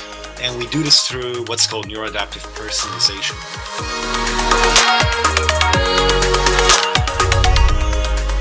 My name is Michael Boot, and I'm one of the co-founders and CEO of Vertomo, and we are a sustainable oil company. One of our core principles is creating more value by doing less. Virtually combining VR with neurosciences in order to tackle the huge impact that cognitive disorders have on society, especially Alzheimer's disease, in which the call to action amongst startups is, can we introduce new emerging technologies that can better profile the cognitive health of individuals? Pratik Singh from FinAdvance will be our first presenter. Give it up for Pratik.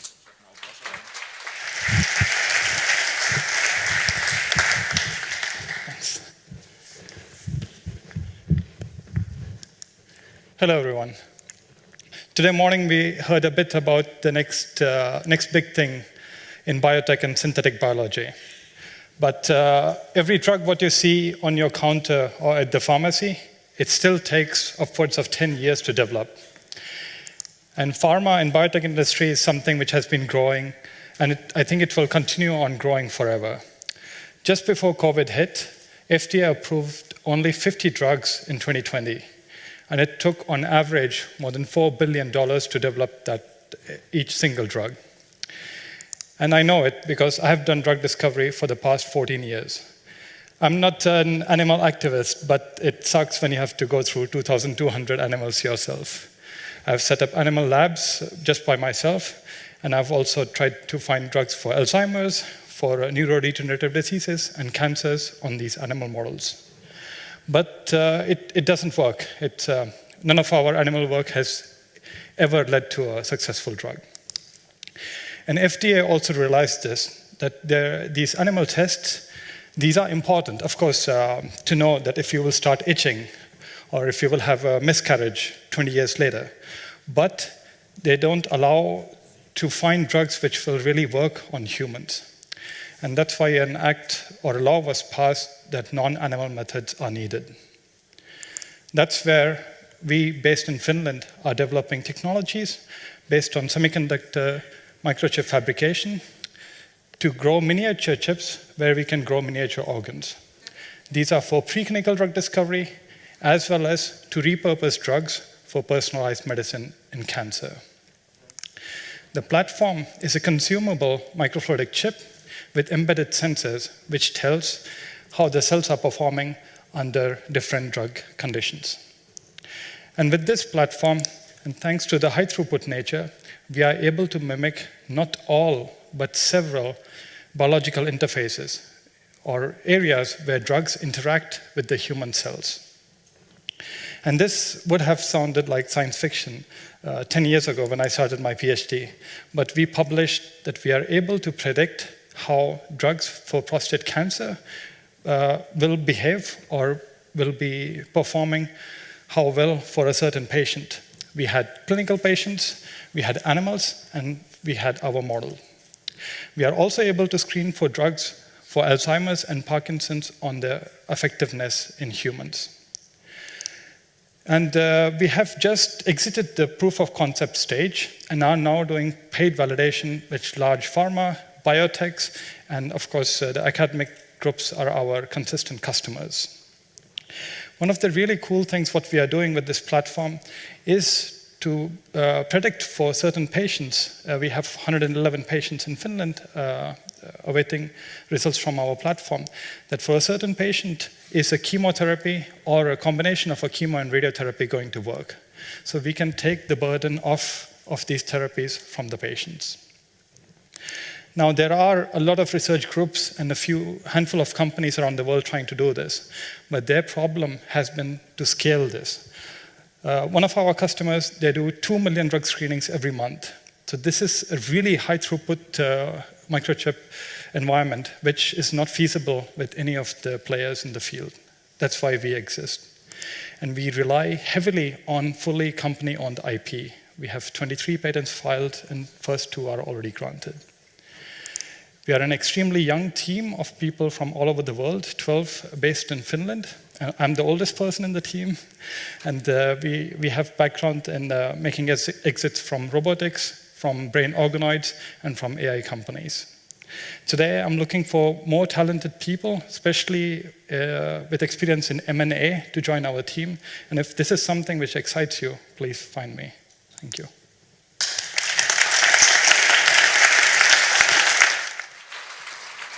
Thank you, Pratik. Next up on stage, John Salazar from Gazelle Wind Power.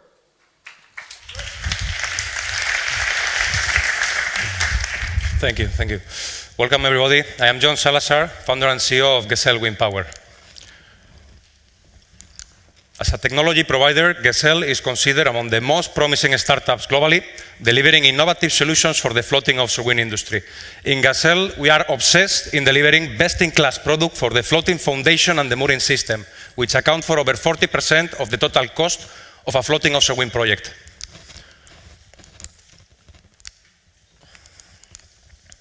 jump in.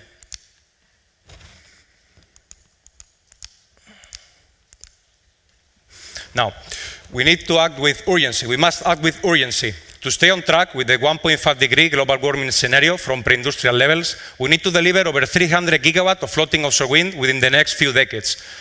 Here on this slide you can see some of the markets where Gazelle has patented its disruptive technology and has achieved significant traction.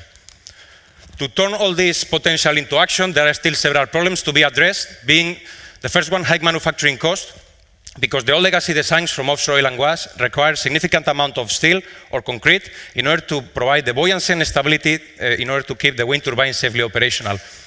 Gazelle is solving that problem by introducing a paradigm shift in the industry.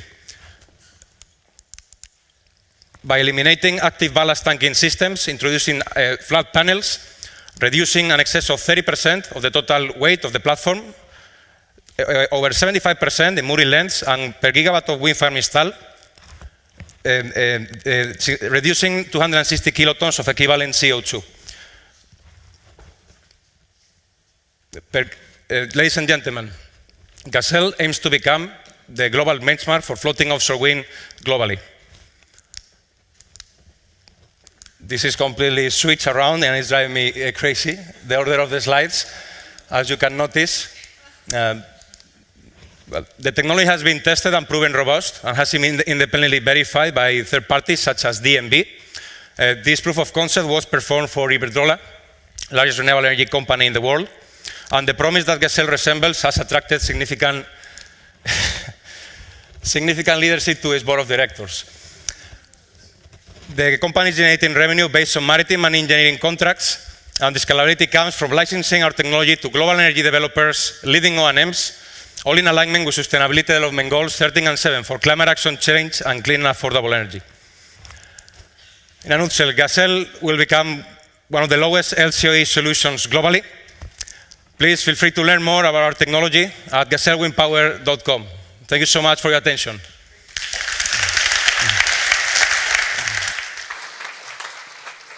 Thanks, John. And now to talk about Health plus AI, give a big hand for Bart Geerts. Hope we get it right. Good afternoon, everyone. I'm Bart Geerts, CEO and founder of Health plus AI, and we're on a mission to enable proactive surgical care. Built basically, or started out of the frustration as a physician, responding to complications rather than being on top of them. And I don't want to scare people, so if you need to undergo surgery, please leave. But basically at the moment, 1 in every 5 patients, adult patients that undergo a surgery run into an infection. So that can be a pneumonia, a wound infection, or alike. And there's a lot of added cost, of course, about 35 million for an average size European hospital. But it also doubles stay in the hospital, and it also adds to recovery time. And if it is, or would be registered as a separate cause of death, it would be the 3rd leading cause of death globally. At the basis of this is, of course, the complexity to spot those patterns early, more patients coming in, and fewer staff to really look after those patients. And the result of that is that on day 5, on average, we diagnose an infection and start treating it, leaving a gap or an opportunity, if you want, to reduce the impact. This is where our AI system, our first product, comes in, Periscope, which we plug into the workflow of the hospital, no new measurements needed. And we predict with 90+% accuracy if an infection will occur with the patient. It also reduces the number of clicks needed to review the patient, so it also reduces the admin load for the staff. And to frame it, a biomarker to diagnose an infection in the hospital has an accuracy of 70%. And your physician at the end of the surgery will have an accuracy of about 50% to estimate what will happen to you. This is one of our front ends, if you want. This is what they will see in an Epic workflow, in an Epic EHR. You'll see the prediction, you see the data that they normally look at, and basically that is all tied together with also explaining our prediction, and that way they can come to the right decision for that individual patient. We're talking about a sizable market. 300 million people get surgery, 60 million people get an infection, and ultimately we want to manage all the risks for all the surgical specialties. At the moment, we have 6 R&D partners, also in the US and throughout Europe, and we're now onboarding the first 5 hospital customers, and we will get our CE marking by December under the elaborate MDR regulation. And we're looking to secure FDA approval by next year. So we're looking for funding at the end of this year to get into the US market and also start growing our customer base. Over the last couple of weeks, something has happened, but hospitals are now basically coming on board and we get inbound leads. So that's a good sign, I would say. And basically, I would welcome anyone who can help us on our mission to change care. Thank you.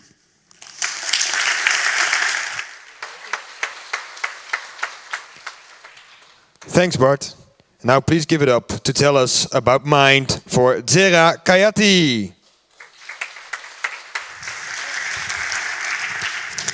Hello, good afternoon, everyone. I'm Zara, one of the founders of Mind. We're a neurotechnology and AI company pioneering neuroadaptive AI technology. So our mission as a company is to improve global state of well-being by bringing emotional intelligence to digital products and environments that we all interact with on a daily basis. So if you think about it, one of the aspects that is kind of missing in a lot of technological interfaces that we interact on a daily basis is it's really that ability to understand how we feel and really deep understanding that we as humans are very good at. So when we interact with your colleagues, your family members, or anybody, we have a very quick way to really know, what state the person is in. Are they stressed? What the emotional state? And we adapt our interactions accordingly. And this is something that's largely missing from a lot of digital interfaces that are increasingly more pervasive in all aspects of our lives from very early age right now. And so the technology that we're pioneering is basically solving that in 2 ways. So we are looking at measurement, where we're measuring the psychophysiological state of people from wearables and voice, so from biometric data that's readily available from consumer off-the-shelf devices. And then the neuroadaptive algorithm enabled to use that measurement of any given state and personalize content to adapt to individual state. So in terms of accuracy, we've hitting over 85% accuracy in detecting different states, which in some levels actually surpasses human ability to detect emotions. And the neuroadaptive AI, what it enables is the efficacy of interventions that are much more effective. So say, for example, if I'm a little bit nervous right now and there's an exercise that I could do or music that I could listen to relax my nervous system, if that's done at the right time that's very personalized to me, it can have much higher efficacy. And in some use cases, that efficacy improvement reaches up to 200%. So really in kind of broad scale, what it enables us is to really get people into a better state, whether it's for performance, to improve your focus, or to relax, or any given use case, whatever that optimal state might be. So our product is the neuroadaptive AI platform that we've developed, and basically so it can be embedded in different products and interfaces.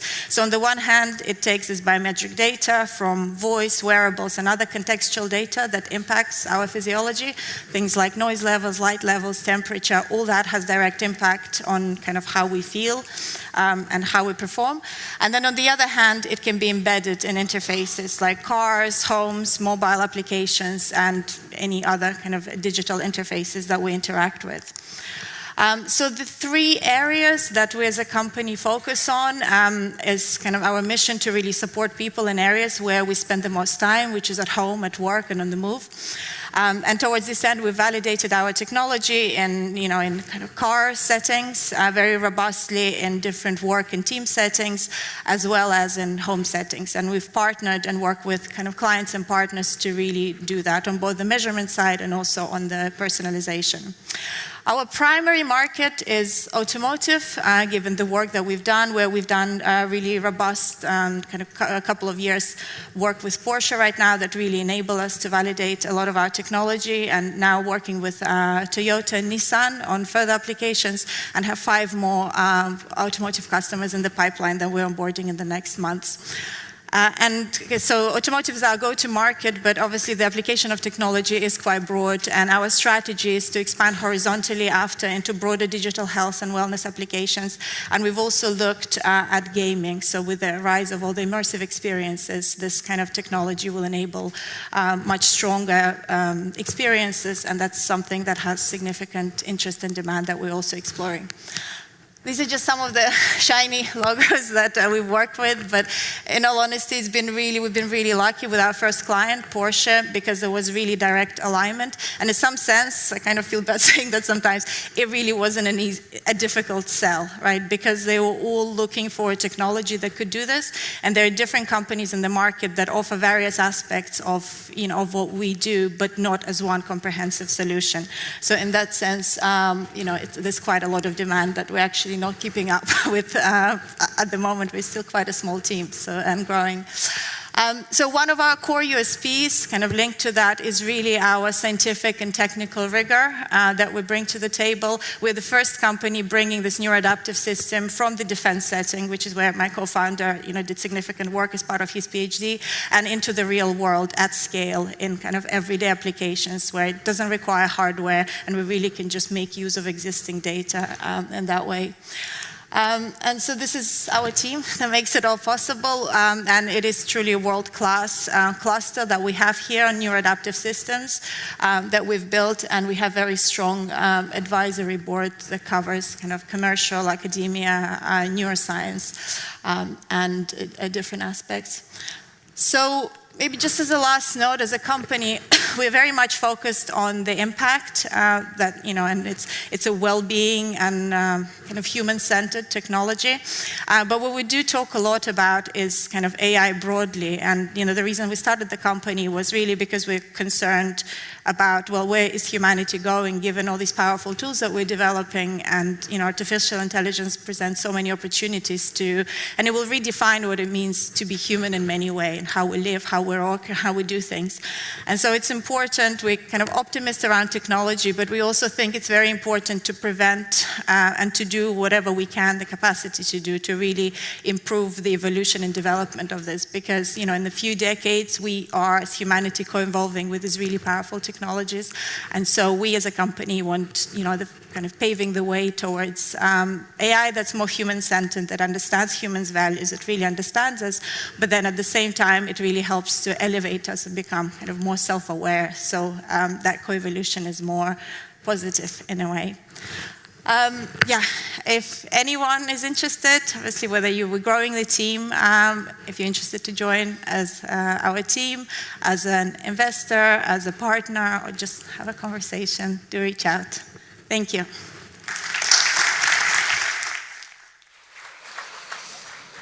Thank you, Zera. And now to talk about the future of oil, please welcome Michael Boat from Vertoro.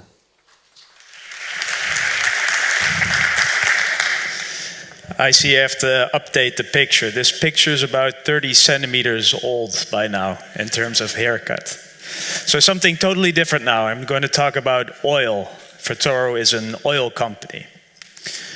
But we see our oil as something so much more than something you can put in a barrel. We see our sustainable oil as a new platform. And the way we produce this new platform is much like you would produce a cup of coffee. So imagine an espresso machine. Instead of the coffee beans, you put in sawdust or agricultural residue. Instead of water as a solvent, you use sustainable methanol or ethanol.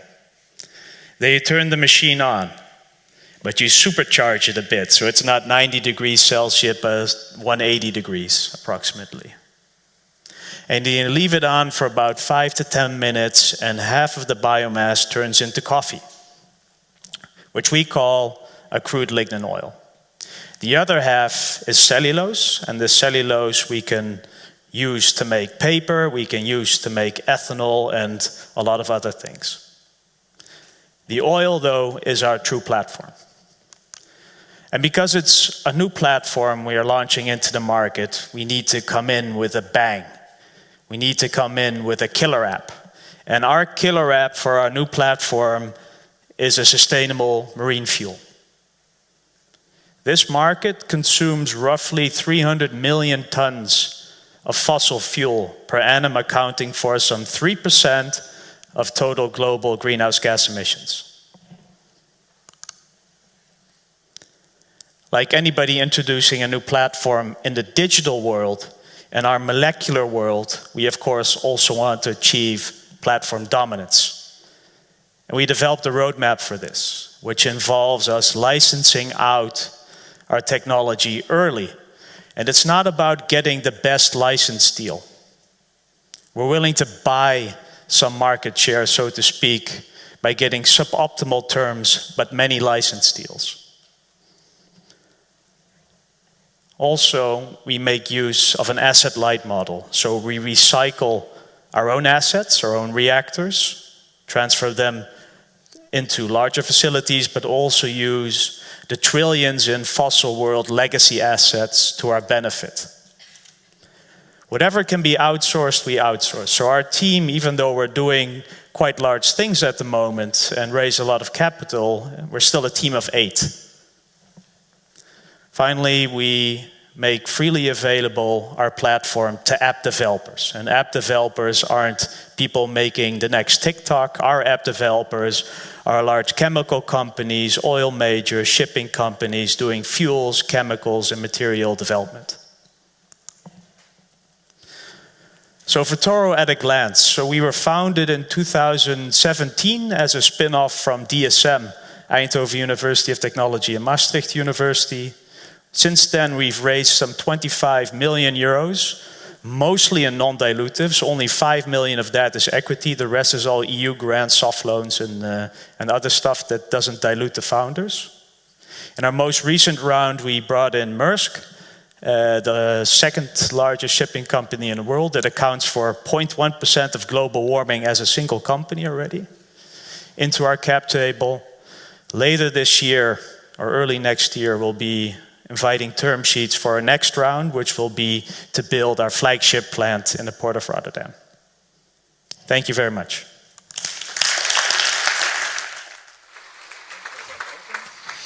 Thank you, Michael. And the last picture you will hear today will not be on stage, because you will hear a Virtual Leap story in a virtual way. Hi everyone, my name is Amir Bozorgzadeh. I'm the co-founder and CEO of Virtual Leap, the company that has combined the neurosciences with virtual reality in order to address the huge impact that cognitive disorders are having on society, most especially Alzheimer's disease, in which the call to action amongst startups is, can we introduce new emerging technologies that can not only better profile the cognitive health of an individual, but perhaps even serve as a whole new generation of digital biomarkers that can detect the early onset of a cognitive illness, not just years, but maybe even decades before it onsets. And so what is the killer feature of virtual reality? What makes it special? Well, it's the first embodied digital format that engages my physiology and my physicality with my psychology, being able to capture over 300,000 data points about the human condition every 3 minutes. Now, at Virtual Leap, our flagship product is called Enhanced VR, leveraging everything I've mentioned about the data and the engagement of virtual reality in order to test and train not just your memory skills, but also your motor control skills, your spatial orientation, your spatial audio awareness. We have over 56,000 early registered users, over 14 industry awards, including the digital health category last year at the Extreme Tech Challenge. We have a number of clinical studies underway with partners like Roche and MIT for therapeutic areas like Alzheimer's disease, as well as ADHD. But we don't need to wait for regulatory approval in order to make money. In fact, we have closed 1.7 million in commercial agreements since we came out of stealth in 2021. We've raised 1.6 million in pre-seed capital and currently raising 3 million, of which 2.5 million has already been committed. So there's 500K left in the form of a SAFE agreement if you'd like to join our journey ahead. We are a mix of scientists and game developers working at this intersection to show above all else that VR's superpower is to overcome the greatest cognitive disorders facing our society today. Thank you.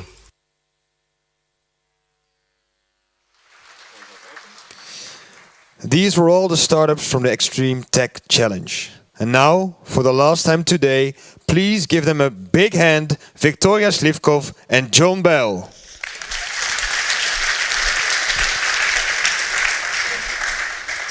Well, how did you like it?